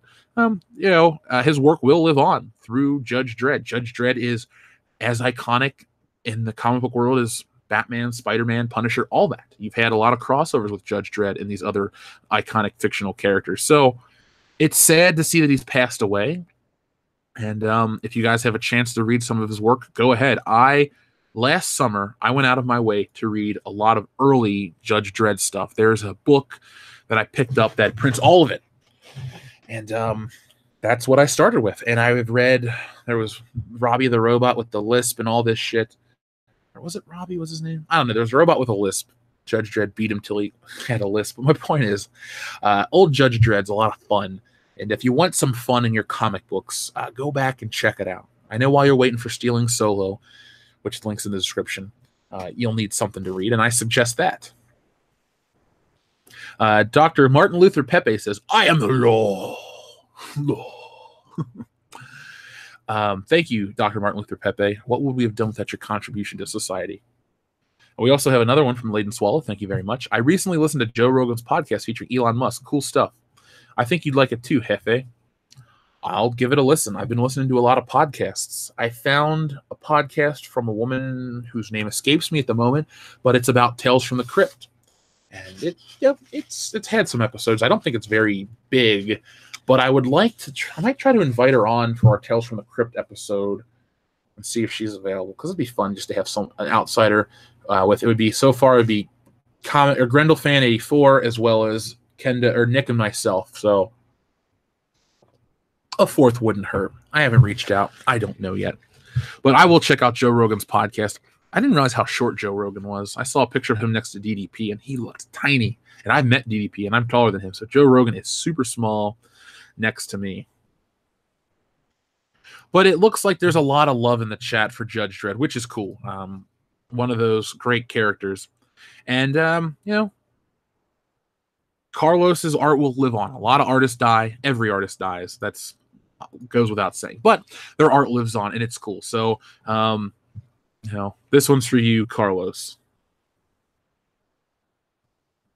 But let's check out another comic book creator. So yesterday was also the birthday of this artist, which you probably have never heard of. And you're thinking, who's Ramona Fradon? Well, Ramona Fradon was one of the first women of comics. Maybe not, the first ever to draw a comic, but there are two women that we're going to talk about for just a moment. This isn't turning into breast cancer awareness comic book moments. No, but it's important. We talked about Carlos's passing. Let's celebrate Ramona's life for a moment. So Ramona Fradon, October 1st, she turned 91 yesterday. Excuse me, she should be 92. Her Wikipedia page wasn't updated.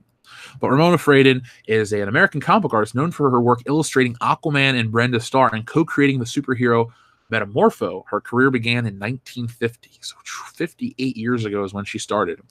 And she's notable for Aquaman, Metamorpho, The Super Friends, Brenda Starr, and Reporter. She's received awards such as the Women's Cartoonist Hall of Fame and an Eisner Award in 2006. So this lady is very accomplished, and she still attends conventions, some that are near her house. I just read an interview about her, and she still does commissions and stuff for people. So it's interesting to see how today the SJW Marvel crew, the Milkshake Girls, want to talk about, we're promoting women in comics, this, that, and the other. Well, ladies out there in the Milkshake crew, I know it's fun to virtue signal and do your shit and drink your milkshakes, and you got 5 negative tweets. That's whatever. That's life. I'm not here to dump on you, but I am here to dump on the fact that you want to take credit for being the trendsetters. Let's be honest. Ramona Fradon and Marie Severin, who we'll talk about in a moment, didn't get the praise. You know what? They were just thrown in there. They created their work, and they stood out, and they were able to continue to do fantastic illustrative work. So Ramona Fradon, happy belated birthday. It's always nice to celebrate creators here on this channel because other channels aren't going to celebrate it. Now, this was an important person, not even just important woman, but an important person in the creation of some really, really relevant characters. And her artwork's great. I love it. It's old school, but that means nothing. It was current back in the day, and I picked up one of these DC showcase books that has a lot of her Aquaman art featured, and she's very good. She's one of those people that doesn't have a different style from the men or the DC house style. She just matched it, and she was every bit as good. So, yeah, people are talking about that. Yeah, she's 92. She's still alive. She looks all right for her age. I mean, she's like my grandma. She's still alive and kicking. You can't stop her. To me, that's awesome. Yeah, you do need to catch up on your Tales from the Crypt episodes, Pete. Trust me, it's going to be worth it. But now, Ramona Fradon is, very relevant in today's comic climate. But let's talk about a woman who passed away just recently. I believe it was August 31st.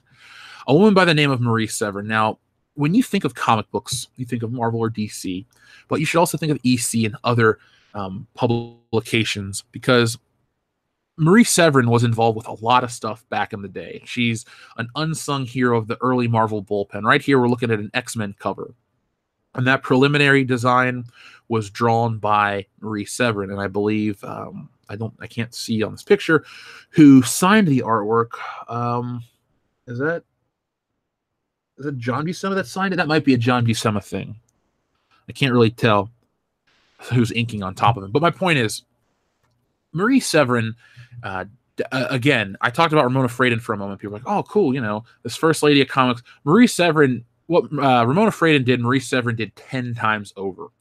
So Marie Severin was an American comic book artist and colorist best known for her work on Marvel Comics and in the 50s, EC Comics. She was inducted into Will Eisner's Comics Hall of Fame in 2001. So she lived a nice long life. She was 89 years old when she passed away. She was born on the 21st of August. She died on the 29th of August. So she had just passed her birthday. Some of her awards were the 1974 Shazam Award for Best Penciler, Humor Division, as well as the Will Eisner Comics Hall of Fame. So both her and her brother were famous artists. John Severin, I believe that was her brother, right?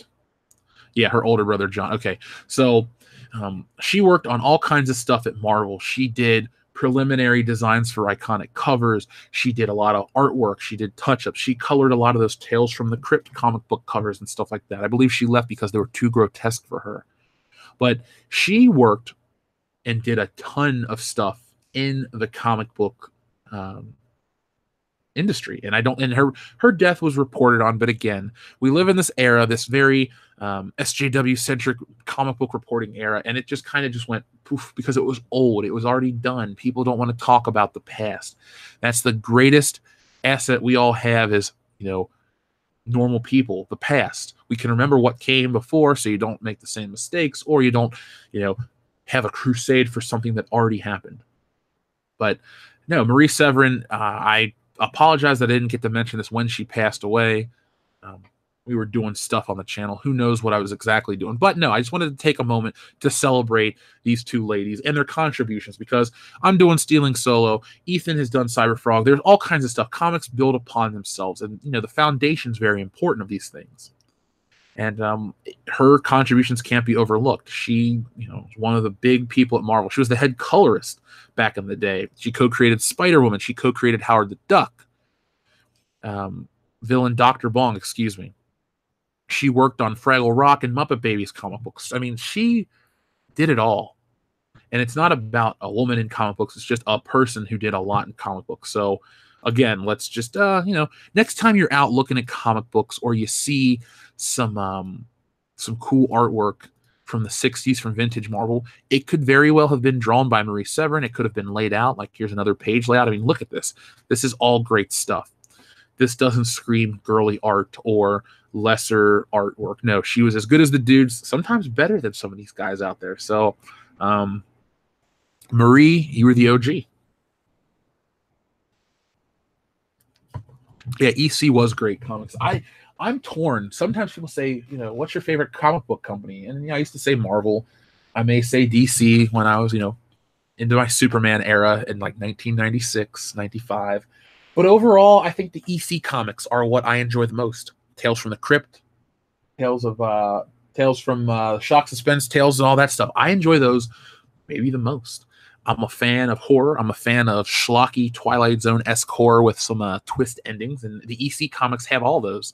There's a really great documentary on YouTube talking about EC comics. It was from the DVD, but somebody ripped it to YouTube. The quality's not that great, but I suggest you guys watch it. It's fantastic. You'll learn a lot about art and comics and how weirdly sensitive people were over the content of the EC comics. They thought they were going to disrupt the fragile mental state of the children that would read them. And, you realize how full of shit people are, or dumb they were. I mean, we could look at the comics code one day. You couldn't have children in harm. You couldn't represent the police in a negative manner. You couldn't have werewolves and vampires and all this dumb shit. Go back and look at late 50s comics when they're trying to recover. That's why the superhero came back and did what it did. So it all builds to a certain thing, a certain point where we are now, where these are a billion-dollar, multi-billion-dollar industry.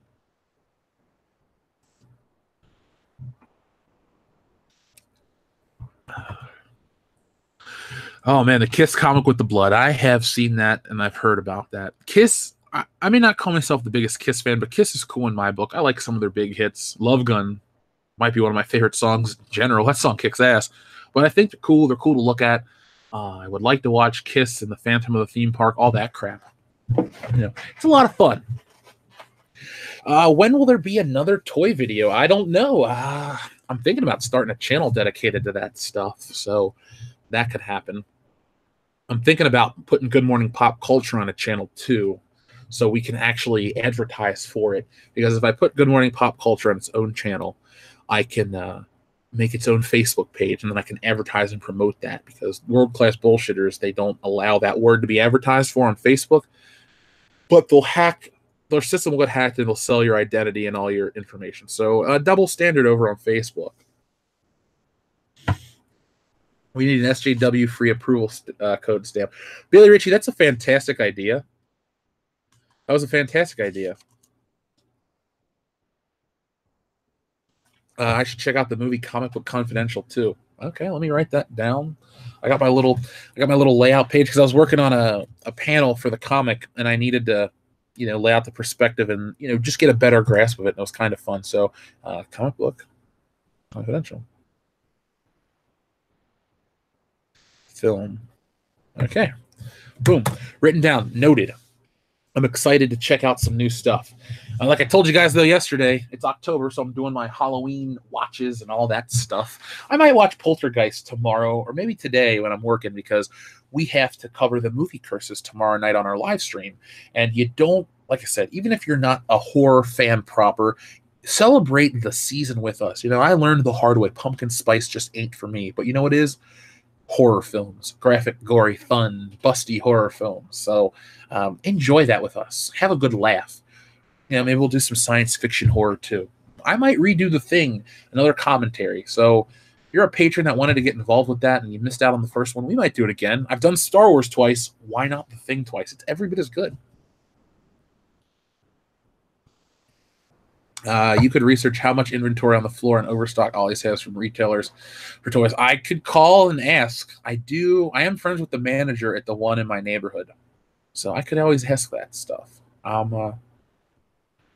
Well, the last Star Wars toy video, guys, do me a favor, go and share that one, because after it got hit with a copyright thing from that bullshit, which did get reversed, it kind of hurts your views and your searchability in the index. So if you guys could go out and give that a like or just share it so people could find it, I'll do more stuff.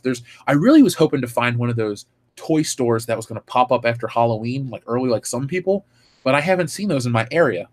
But they keep turning my Toys R Us into a factory, which saddens me even more. They destroyed the opening. The one entryway is no longer there. They've boarded it up and they've painted it and drywalled it and plastered it and all that shit. So now it looks like something completely else.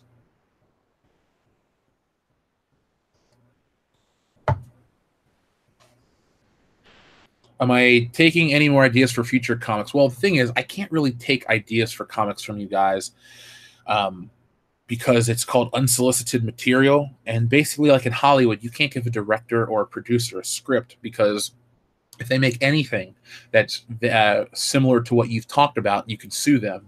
Now, I'm not saying anyone out there is going to ever sue us, but I don't want to get into that weird area where it's like, you know what I'm saying? I just want to protect myself type thing. That's why Ethan can't do certain things too. It's not that I don't want to make certain things collaborative or fun, but overall, I just got to do that to protect us in the long run. I will not be taking part of Inktober. I don't really have the time to draw something else every single day that's not the comic. So it would just take away from the process. I've never even done Inktober in the past. I know a couple of people that are doing it. Some are good, some are not good. And I'm just like, why are you just gray washing this poorly? It makes no sense. It looks smudgy, but whatever. That's not for me to talk about here. I am studying, though, some heavy inked work, some Sin City artwork. I'm playing around with an idea for some of the basement panels to evoke mood. You see, the one thing about Stealing Solo, a lot of people, you won't realize until it comes out. I am a student of the comic book arts, not just my favorites, not just Spider-Man, but I pay attention to who does what well. Maybe I don't love Jack Kirby as much as some people do, but Jack Kirby, there are little elements of Jack Kirby I'm putting in Stealing Solo. A couple of the action scenes, there's some Jack Kirby high action that I want to replicate. There's some Frank Miller that I'm putting in there. My style is kind of inspired in terms of the inking by a Romita Sr., something like that. So if you know comic book language, if you know the history, the production of comic books, more than just the movies, or maybe you picked up some graphic novel at your local store, but if you know all that, my comics will always appeal to you. And I've been playing around with an idea. I keep talking about anthology, how I want it to be this thing. I really do want to hit that goal so I can give you guys anthology. Yeah, the money's great. I'm not going to lie to you and act like, well, I don't care. But I would love to be able to tell more anthology stories, because the first one's important, and it would cost to get colored and relettered and stuff. But the second one's really fun, and I have this idea. I was thinking about how, realistically, with the channel, the way it goes and the way it takes time to produce the comic, I could probably do 4 comics a year. And anthology would be the perfect way, because they're independent stories. There's no long-running threads. It's just what I find interesting. Maybe the thread is, conspiracies or this or that, just fun, like what-if, twisty type of things. I could even throw a superhero in there. Like, how Tales from the Crypt has different types of episodes? It would be more along those lines. Anthology just means each book is its own story, and it doesn't depend on the next one. But long story short, I've been playing around with the idea of maybe doing each issue differently artistically. Maybe I get, because I met this girl who's an artist, a painter. She designs clothing. I'm thinking she's local. I'm thinking maybe I have her watercolor me and do like a painted issue of anthology, whatever. And then maybe I'll do a black and white with tones like an anime or a manga, or maybe I'll do this, or maybe I'll do that. And then eventually I'd like to take and crowdfund a big omnibus of anthology, do stuff like that. So I'm thinking forward ahead with all this stuff because the channel is doing awesome and we have tons of content we're producing and more stuff we want to do. It's not going away at all. I'll just take my free time and kind of turn that into art time, which makes me happy, and I'll tell different stories. So just tell everybody about Stealing Solo, because people keep picking up the issues and we keep getting closer and closer to the goal. I think we're 18 days away from the end of the campaign. So this is the time, if you're on the fence, to grab it so we can tell more of these stories. Because after this, the other guys want to tell some stories too, but I think anthology would be the best comic book you could get because it's something new each quarter. It's not, oh, I got to check into what Doctor Strange is doing. Oh, he fought this clown monster from another dimension. I didn't like that, but the next one could be cool. No, give you guys something new and interesting, and that could throw in jokes, and we could throw in thing is, it could be a 32-page story about whatever, but there could be like a backup story. There could just be fun. There could be fake ads. The possibilities are endless with the comics we're going to do. And I wanted to tell you guys, for all those who have backed the anthology, it's going to be more than 32 pages guaranteed. So I'm going to have to fix the Indiegogo. You're probably going to get closer to 42, 48. I don't really want to have to go to 64 pages, but you're getting more than 32 for sure. So get more bang for your buck. Everybody who's backed it is going to get a bigger comic, fully colored, fully lettered, fully professionally produced. Do I plan to do a Stealing Solo movie? Wish. Oh my God. I mean, here's the goal. Look, one thing is we got to get the word out there more because it's doing great among the community, but like 900 issues is a huge achievement for a guy like me. I take great pride in it and I thank everyone. But if it can move 90,000 or some stupid amount like that, then it would get the attention of the guy we're trying to get. Plus, at the end of the day, he's done independent film. It's all about the money. So if we could raise awareness and raise the funds to pay him, the movie can happen. We have Ivan, who's a professional editor. I could pay him. We could make it happen. I'd love to make the movie, but it could be produced by us. It could be bought. Who knows what could happen? The story is cool. The story is funny, and the story is different. It's not the same old shit. It's not the same superhero dressed up in a different cape. How many Batman stories can you tell? Well, after a while, they come full circle, and you're telling the Joker again. So, my birthday is Friday. My wife asked me what I wanted, and I opened the Indiegogo page for Stealing Solo. Broke Hollow Creed, fist bump, high five, whatever direction you're in. I'm going south. Hopefully, I'm going to go southwest. High five, so maybe that'll hit a good area. But put your hand up. I just sent you one. I appreciate that. Superfan Adam Shawhan's here, ladies and gentlemen. The party can start now. Superfan Adam Shawhan, I appreciate you back in the book 5 times. 5 times. You're like the WCW champion of the World Class Bullshitters crew.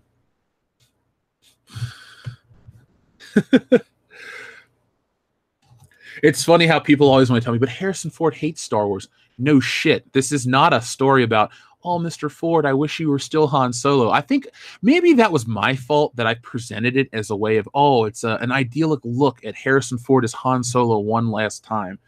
No, we kidnapped the dude. He's in the basement beaten up for a good chunk of this story. He's being forced against his will. That's where the inherent humor lies. It's not about, oh, we're dead. I mean, look at the picture I posted of him in the costume. It's not even right. It's all part of the story. Believe me, you got to just check it out. I won't ever spoil the ending. Ever. You have to. The ending is the best part of the story. You're going to go, holy shit, I didn't see that coming. And then you're going to laugh. And you're going to go, huh, well, I can't wait for Jeff's next comic book. So, that's all I can tell you. It's not a story about, I really wish you were still Han Solo. It's a story of crimes have been committed, and instead of going to jail for this, let's just see it all the way through type of thing. So that's a lot of fun. I would laugh my ass off if he enjoyed it enough to want to do it for free. with crowdfunding, if you could just get them involved, say, hey, I'll do the movie for a fee, and then you tell the fans the fee and how much it would cost, you could raise that kind. With him involved, a video with him would go viral in a minute, and you could raise the funding overnight, and that movie could be made. Crew, everything professional would be done. It's feasible. You got to take into account the world we live in. Just because certain people can't dream big and achieve big doesn't mean I can't.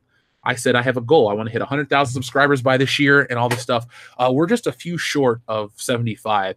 And with this new Star Wars news and the new content that's coming out, we will hit our goal. We've grown 10 times what we started at. That's pretty impressive if you ask me. I mean, how many other channels and companies can say that? Jeremy got lucky and grew more than that, and so did Ethan. But the three of us combined have had a fantastic year. It's all about positivity and thinking that you can do it, and then you make it happen. If I sit and go, oh, I'd love to do a comic, I'm just blah, blah, blah, blah, blah. You know what? I got off my ass. I did it. I had the skill, and now it's going to be a reality and in your hands in a few short months. So my message to all of you out there is not just, support Stealing Solo. It's go do something that you believe in and make it happen. Don't listen to some cynical douchebags like, well, you can't do that. Look at somebody like my mom. My mom had big goals and dreams, but no one ever really built her up. So she kind of just, whatever. They're always told the women in my family, you'll get married. It doesn't matter if you go to college. So she did. My dad died. My mom got screwed into a different situation, working, taking care of a kid, stuff like that. And she worked her ass off. But she had goals and dreams and no one believed it. You know what?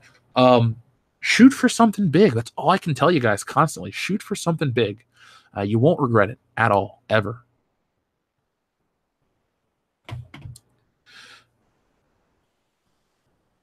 Let's see.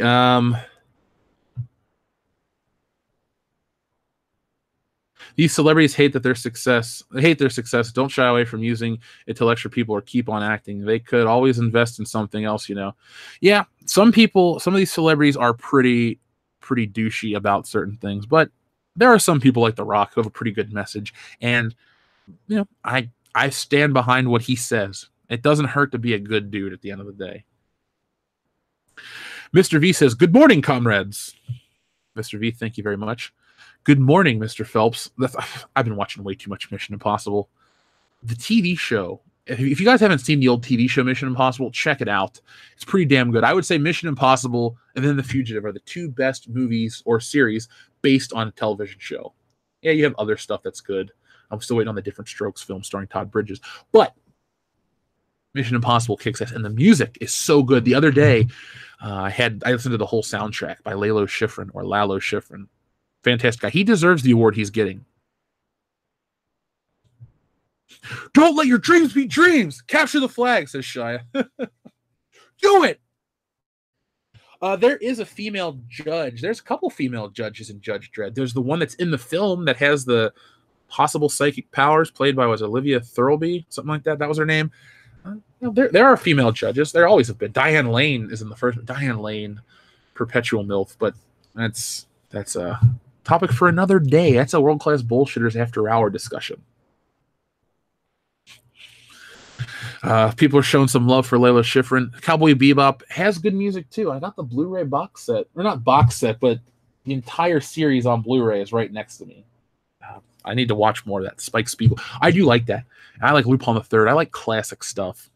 I told you guys, if I could do, with Stealing Solo going well and these other things, I'd love down the road to have the rights to do a James Bond comic book set in the 60s, drawn in the style of Johnny Quest art, where it's real futuristic, but a future based on the stuff from the 60s. I think that'd be really fun and cool. It'd be different. A lot of the James Bond comics are boring, copy paste X, Y, and Z, but some classic throwback love would be what I want to do. And anything's possible, like I said earlier. So that's where I want to go with it.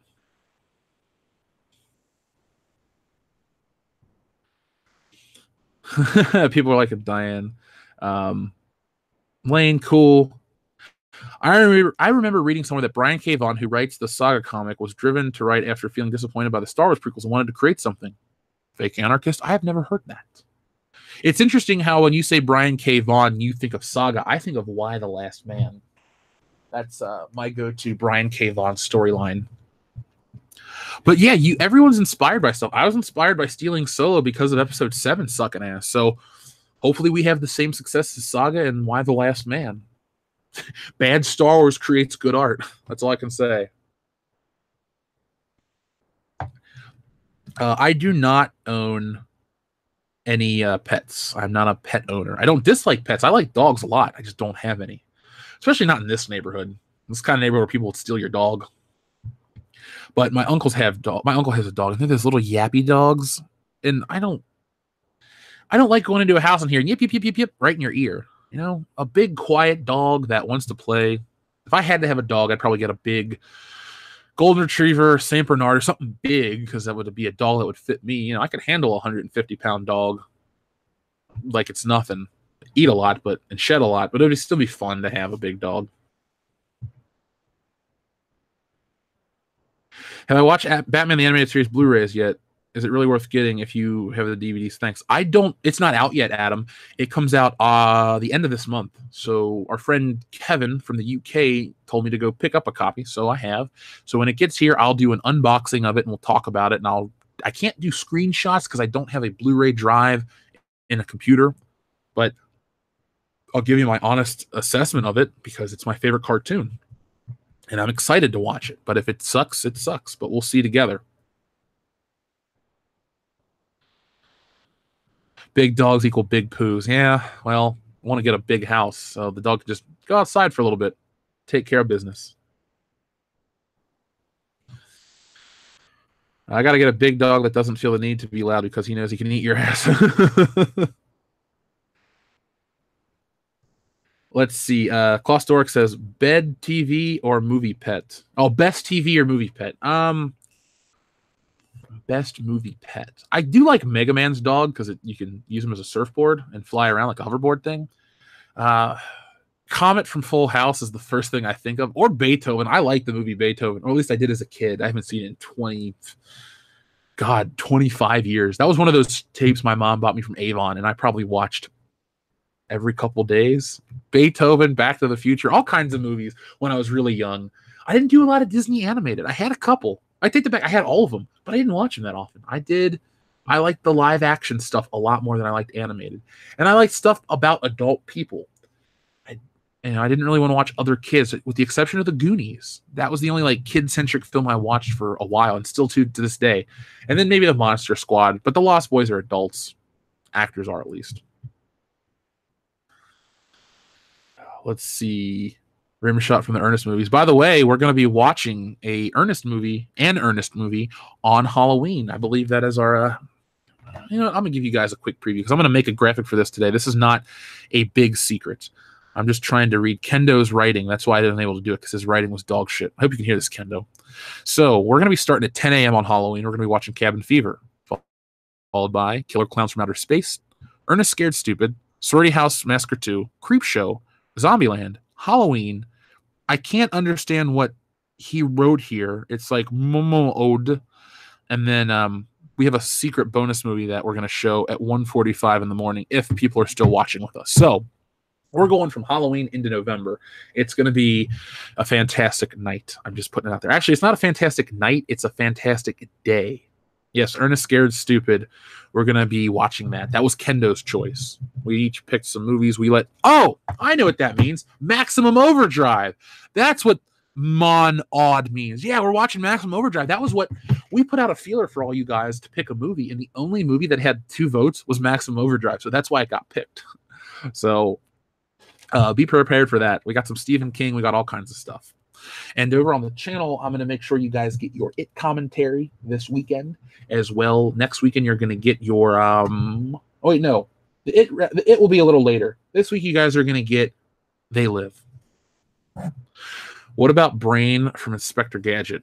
Brain is the real hero of Inspector Gadget. He'd be a good pet to have. I know it's racial stereotyping, but the funniest episode of Inspector Gadget is when he goes to Japan. Go make sure you watch that. That's on YouTube. He walks into a sumo place, and the guys go, Ohio, Ohio, and he goes, Oklahoma, which is funny to me still as an adult. But I'll never forget, there's a group of ninjas trying to go after Gadget, and Brain always stops when you just got to watch the fucking episode. Even as an adult, you guys will find this funny. It's just dumb. but it works. Nowadays, the SJW crowd be like, this is offensive to the Japanese. I'm like, you mean the people that animated it, they're offended by it? Okay, whatever. I'd still find it at me. When Christmas rolls around, do Ernest Saves Christmas. We've already actually thought about a Christmas stream like this based on Kendo's love of Ernest Saves Christmas, so don't worry. I would like Nick to make the Big Rig Over the Road movie. He loves racing over the road. Yeah, that'd be pretty fun.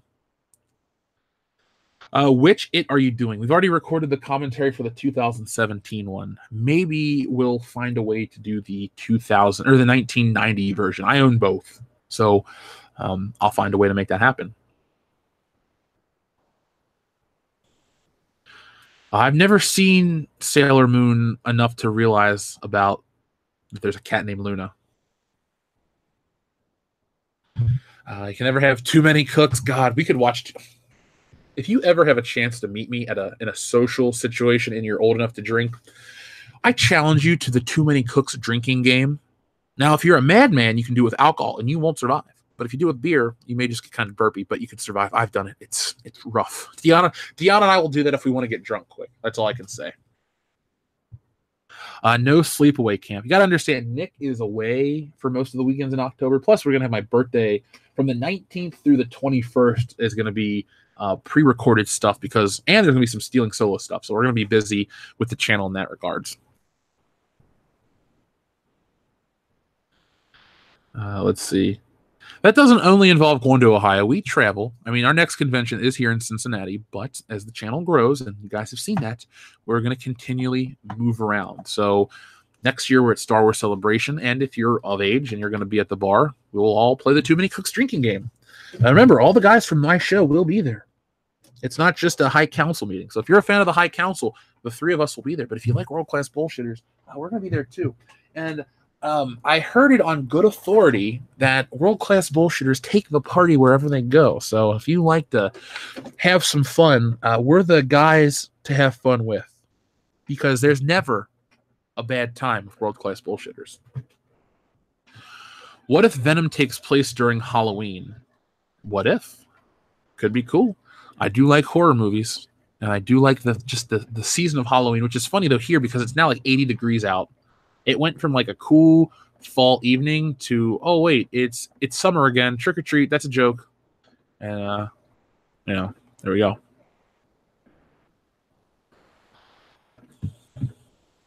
I'm working till 3 a.m., but you'll be on our speaker system. I do love, thank you, Mappa1. I do love when people are like, yeah, I work, but I listen to everything you do at work. I'm like, cool. Somebody told us that they work in like a machine shop or something. So they basically work by themselves, but we're always playing in the background. And I'm like, that is awesome. I wonder what your boss thinks when they hear half the shit we've talked about in the past. That's all I can say. That's all I can say. Let's see. I want to pet Rancor and feed it to land whales. Or we'll feed it land whales. Oh, that's a good idea, Barbarella Alpha. That's not a bad idea at all. There are tons of free Halloween films on Vudu at the moment.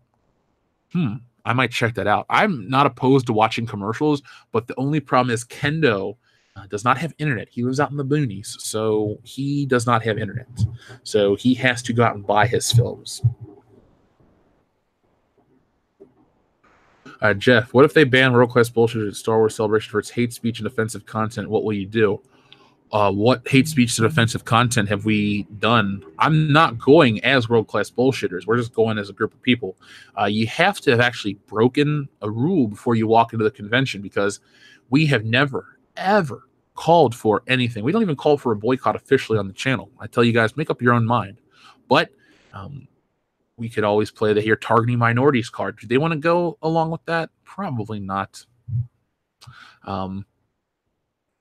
Like I said, we have made it known that we're not going as a hate group. We're going to have fun to meet people that like our content and that aren't happy with episodes 7, 8, and the Disney stuff. So we're not a hate group. We've never been labeled that. A lot of times it's just like, we don't like your movie, man. And we'll make jokes about, public people, because that's what you do in parody. But there's no violence. There's no anything that we've ever advocated. If anything, we've inspired positivity on the channel, and I stand by that too. So I don't think we'll be banned. Maybe we won't get into their little podcasting thing, but just go in as a normal group of people. We're not gonna have we'll have our Fandom Menace t-shirts on, don't worry.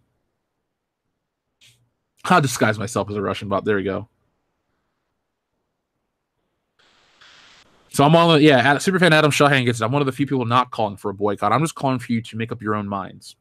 Disney can listen to what I have to say. I just, I don't like what they're doing. I'll never keep that hidden, but I don't make up shit to further my point. I've never been that guy. I know Doomcock has called for a boycott episode 9 and anything Star Wars. Hey, you know what? Doomcock, I want to give you guys a shout out. I tweeted out about helping Doomcock get to 10,000. He was 5 away last time I checked. Let's see where Doomcock is right now, because we all love Dictor Van Doomcock. He is one of the best YouTubers out there who doesn't get the respect he deserves. Maybe he's the Rodney Dangerfield of the let's see, Overlord. They do it. Overlord DVD. Where's his channel at? Oh, he's 4 away, guys. He's at 9,996. So even if you don't know who Doomcock is, do me a personal favor and subscribe to his channel, just so you guys can help him hit the hump, because we're going to hit the 75,000 mark, and we're going to give you guys a special, not just Halloween shit. We'll give you guys a 75,000 subscriber special. We'll do a live stream with the guys on the channel, the 4 of us, and we'll just celebrate. And also, for the patrons out there, guys, I have been getting in contact with the people who used to watch or used to be on the World Class Bullshitters podcast. So I'm going to make sure that you guys, for episode 150, you're not going to get World Class Bullshitters After Hours. I apologize. You're going to get a whole nother episode with the guys who used to be on the show as well as the current guys. So there'll be a lot of infighting. It'll be a lot of fun. But no, if they've been on the show as a member, more than a one-time guest, they will be featured. So that means Joel, Dan, Dustin, Phil, and Loudy. So those 5, and Brian. So those 6 guys. And I think if Channel Dad Brian Lape's been on more than one episode, I'll have him on too. So be prepared for that. You're going to understand why the show's great now. That's all I can say. Oh yeah, drop the link. Let me drop the link. So it would help if I told you guys, hey, give this guy a subscribe. Check it out. Oh wait, no. What do I got to do? All I got to do is click this. Boom. There you go. If I had all the money in the world, I'd buy Star Wars from Disney. If I had all the money in the world, meaning I'd have all of it, I would buy all that. I would just buy Disney straight up and own it and be like, all right, I'm a majority shareholder. I make the decisions. See, now the thing is, if I had all that money, I could intentionally, do whatever I wanted and not care about profits, because I'm focused on whatever I want to do. I'll tell you what I'd do with all the money in the world. I would get into production toy lines based on my favorite cartoons as a kid. So you guys, there would be a new Inspector Gadget toy line, maybe a collector's line, but a really cool, kind of like the vintage one. There'd be like a nice Hot Toy style Inspector Gadget with all the gadgets and movable parts. That'd be what I want to see. I also want like a 6-inch scale that matches the Batman, the animated series. Very animated, but has gadgets as well, but not a real cloth trench coat. Don't want that. What else would I do? I would probably finance private episodes of Batman the Animated Series. That'd be fun. I would write and cast my own James Bond movie with Pierce Brosnan and have him be in it. Everybody would get paid, obviously. It just wouldn't be wide release. It'd be a fan film for an audience of maybe 1, 2, and that'd be it. So again, wouldn't have to worry about that. I'd buy every James Bond car. I'd go to space one time. I would reinvest into this channel. We'd have a birthday club here on the channel. If you're a subscriber and you have a birthday, you join the birthday club and you'll get like your free little World Class Bullshitters swag. That's actually something I'm working on now for the channel. For the people that have, that are $25 patrons, you get a shirt and all that stuff. But I'm trying to come up with like a quarterly gift to send you guys something that's not a shirt, but something to thank you, like a certificate or stickers or just something bonus for being there, what you do. Okay, he's now over 10,000. There we go. That is the power of a good community. So Doomcock is at 10,006. So congratulations, Doomcock. You deserve it. Make sure you guys go check out his old videos. He's not just a friend of mine that I'm trying to pump up. The dude is fantastic. I found him, like a lot of you guys, just through YouTube organically.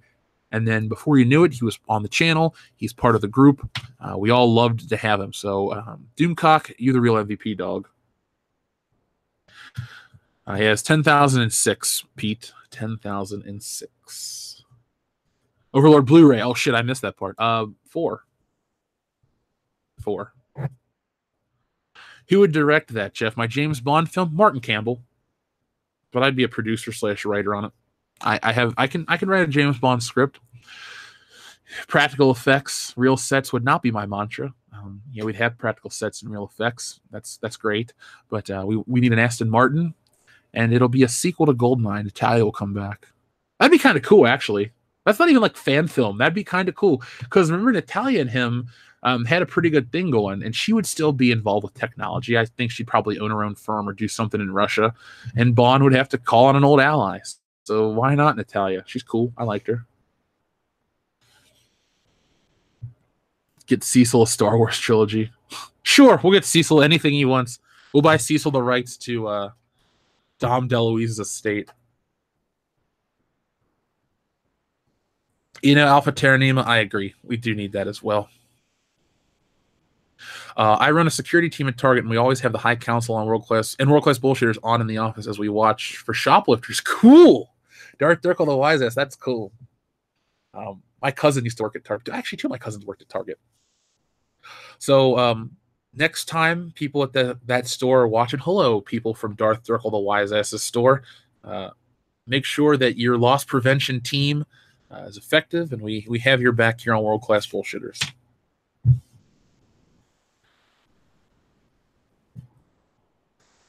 James Bond in an Antarctic setting, a science station like The Thing, where he's isolated and doesn't have access to his usual bag of tricks, just his training.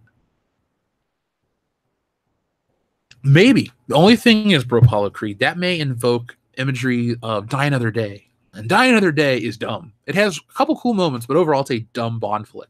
But I do want to see Pierce Brosnan's James Bond relying on his training as well as some fun gadgets. Not all, but one of my favorite Brosnan moments is dumb, but I love it, is when it's in World Is Not Enough and he busts out the window with the briefcase. He ties the curtain string to his belt and jumps out. Not possible. It would snap. He would die, but it is damn cool. I want some fun elements. Like, I'll give Spectre credit. They do have some classic fun elements. I love the car chase. I love the opening. Hate the theme song. I think the theme song and the pacing towards the end is where I kind of dislike the movie just a smidge. But overall, I feel like they were in the right direction with that movie.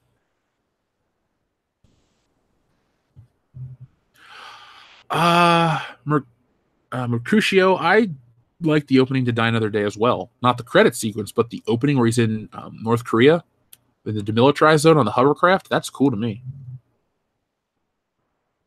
Doomcock's father is probably Overlord Laserdisc. And a strong family lineage he creates. So is Doomcock's protege Overlord what? Overlord Digital Media? Overlord MP4?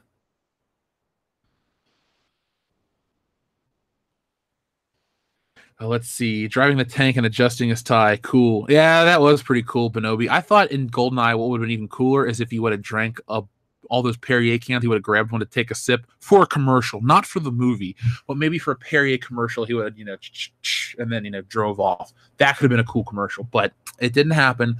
I do like when he's in World Is Not Enough and he's underwater and he adjusts his tie as he submerges himself in the Q-boat. Another cool moment to me. Man, Brosnan has so many cool moments.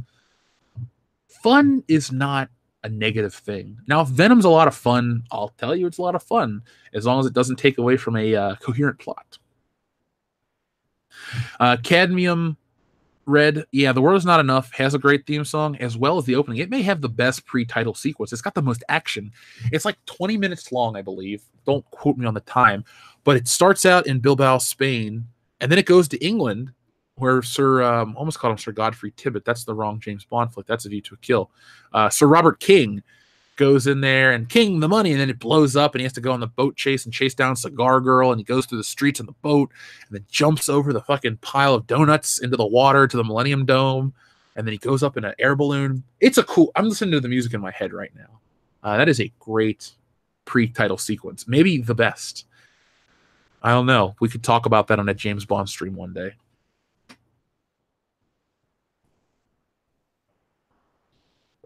What about Xenia in the sauna? Ooh, I like that scene a lot. Famke Janssen, maybe she's hot. I don't know. Is she my favorite Bond girl? Like villain? Maybe. I do like her a lot. Would you want to see Star Wars Resistance canceled and Episode 8 retconned? I wouldn't mind seeing Episode 7 retconned as well. I don't know, man. It'd be an interesting thing to see a company admit failure like that, especially Disney. I mean, honestly, if they did that, I would write it, or I would make a video called "Explain Your Way Out of This," and it would be a call out to all the authors and bloggers with badges that want to claim to be on the right side of Disney, on their good side, to make an excuse for why this is good. That's all I can say.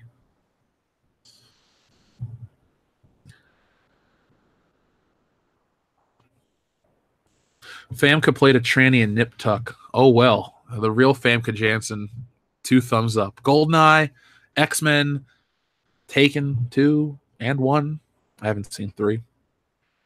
Rhino4563. Long time no talk, man. Jeff, early reviews of Venom are being compared to Catwoman. Thoughts? Well, first off, Rhino4563, thank you very much. Earlier in the show, I was talking about how some of the early critics were talking about how it's like a relic of 2004. If Venom is as bad as Catwoman, I will cry laughing because I watched a Spider-Man series die again, which I didn't think I'd have to, but I will laugh at the ego and hubris of Avi Arad. Like I've said many times, I don't like Venom. He's not that great. But if it's as bad as Catwoman, and that is one of the all-time greats in terms of shit movies. I mean, Catwoman is up there with Fan Four Stick and what other superhero movies are really bad? Like, you can bitch about Spider-Man 3, but there are moments of greatness. Overall, it's still a bad movie. But Catwoman, Fan Four Stick, the original Captain America from 1990, the old Fantastic Four from 94, Lundgren's Punisher, they're all in a different category of shit. And Catwoman belongs there. And if this new Venom film is in that same category of shit, I will weep, but I will also laugh. And I guess over the weekend, I'll try to get the other guys to check it out so we can review it or at least talk about it. Maybe give you guys a bonus video, coming at you with another episode to talk about Venom. Baby's Day Out, worst movie ever. Fuck that movie. That is terrible. Along with Dunstan Checks In. I'll never forget, there was this kid in the 7th grade named Mark, and he tried to tell us how funny Baby's Day Out was. I'm like, dude, movie sucked in 94 or 5, whenever it came out, and it sucks now in 2002. I probably said, go watch Spider-Man. That was great. Everybody knew I was pumped for that movie. We never speak of Catwoman ever. Well, I'm sorry. When our friend Rhino4563 comes back, we kind of have to. So, Blank Check is underrated. I like that movie. That's every 90s kid's fantasy. A blank check. My name is Macintosh. Yeah, you'd want to hang out with Karen Duffy. She was hot. And Rick DeCockamum. He was great. He's dead, by the way, which is just sad. So rest in peace, Rick DeCockamum. He was in Die Hard. He was also in The Burbs. And he was also in a little-known movie called Scary Movie, where he plays Sidney's dad, and he's all bound up in the I love the first Scary Movie. It's so dumb, but it is funny. It's one of the best horror spoofs ever. I'm so hurt you don't like the Dolph Lundgren Punisher. Can we just blame Lou Gossett Jr. for my dislike of that movie? Juice, no thanks. I'm not thirsty. Hold those, Muff. Your puns are hurting my soul right now. Thankfully, I don't have to deal with 9 more minutes of it. Batteries not included. I've seen that movie a long time ago. We rented it from the library. Wasn't it Jessica Tandy?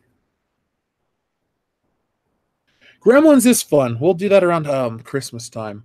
We'll do Gremlins, we'll do Die Hard, we'll do Ernest, and we'll do, I don't know, Lethal Weapon for Dion. You guys can decide what we watch around the holidays. It's a community effort. It's a group effort. Man, I can't believe we asked me about what are your thoughts on Wayne's World? Dude, Wayne's World's one of my favorite movies. That might be the I might classify Wayne's World as the best flick of the '90s. Well, let me put it like this: it's the movie that best epitomizes the early '90s pop culture landscape. You got the early grunge rock era with the flannel shirts and the ripped out knees. The music scene's on point. They have a lot of great humor. They reference T2. Wayne's World 1 is up there to me as one of the all-time comedy classics. One of the best of the '90s, one of the best of any decades. Mike Myers is at his best. Dana Carvey's a great. I just love the movie. And like the Grey Poupon joke, if you were alive back then, it worked.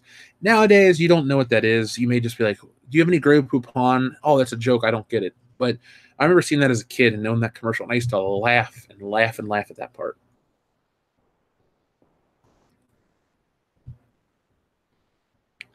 Oh, I don't think Wayne's World is, or Austin Powers is better than Wayne's World. Or yeah, Wayne's World is better than Austin Powers.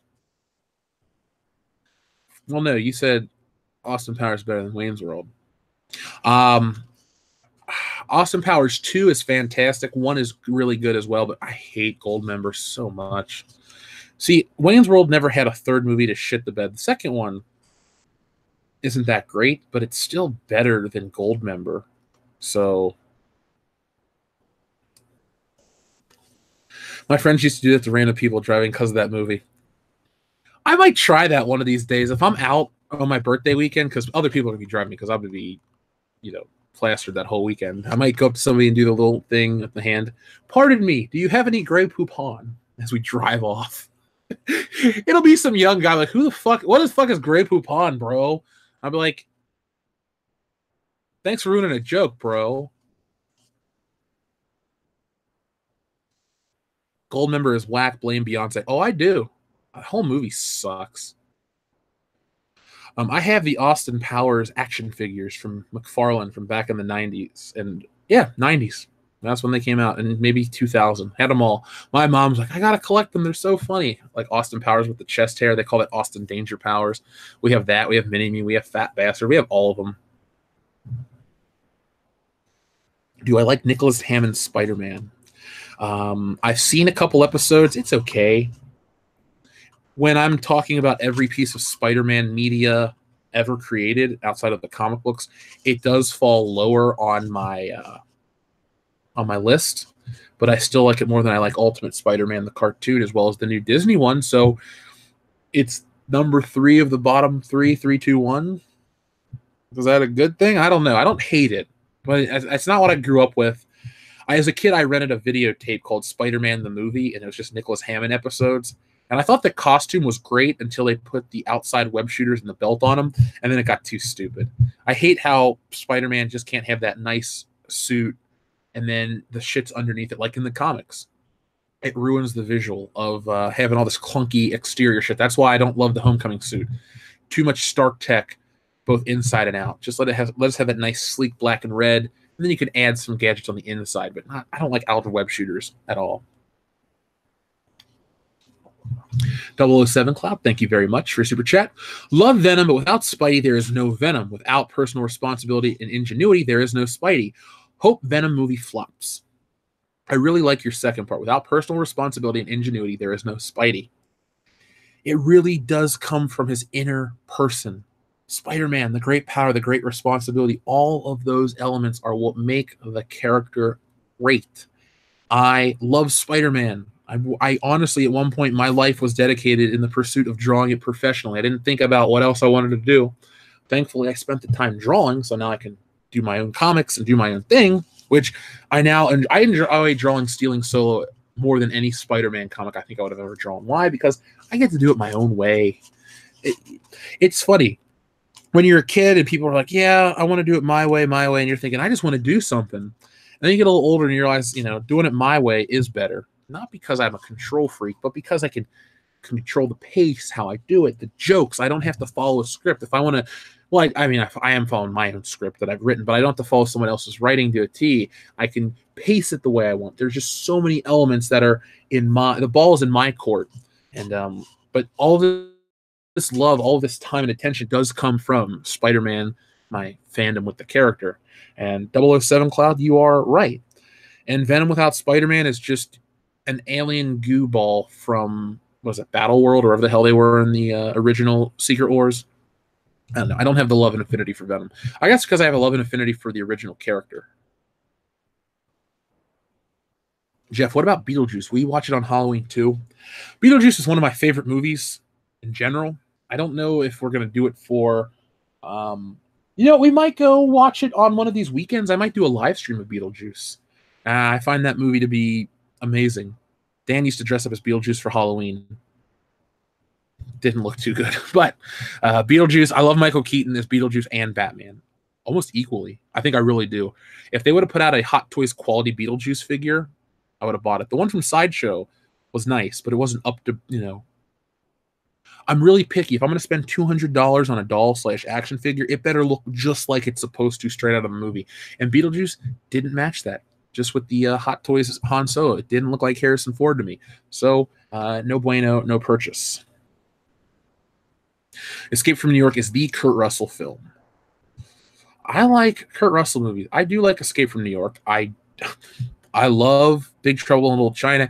And here's a guilty pleasure. I like that movie Overboard with Kurt Russell. Guilty pleasure, I'll admit it, but I enjoy the fuck out of that movie. And The Thing. I think The Thing's better than Escape from New York.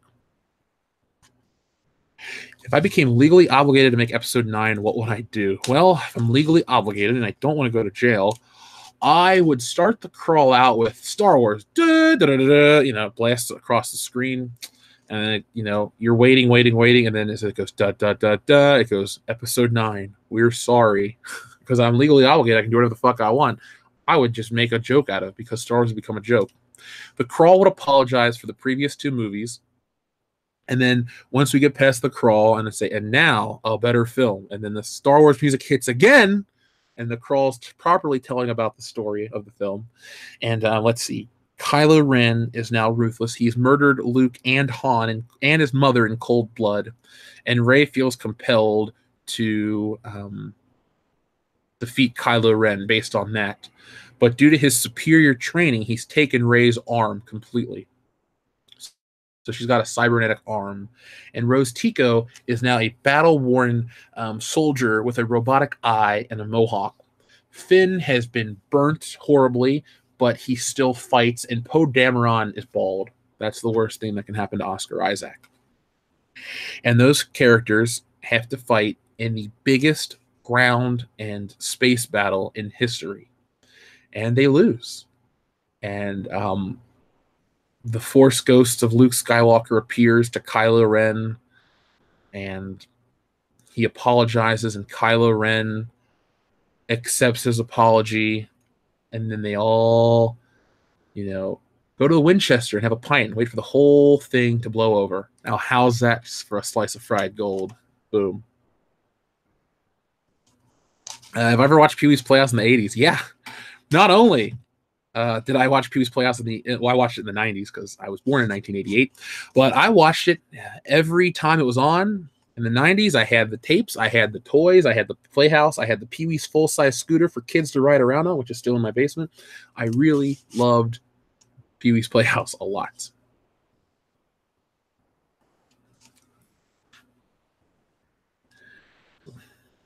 So, guys, it is now 10 o'clock, which means it's time to put another fantastic episode of Good Morning Pop Culture to bed. So before you click out, guys, if you haven't had a chance, check out Stealing So. Links in the description below. It has 18 days left on the campaign. So if you're waiting, get involved. Love to at least hit 1,000 copies moved. We're at 820-something, so that's a possibility.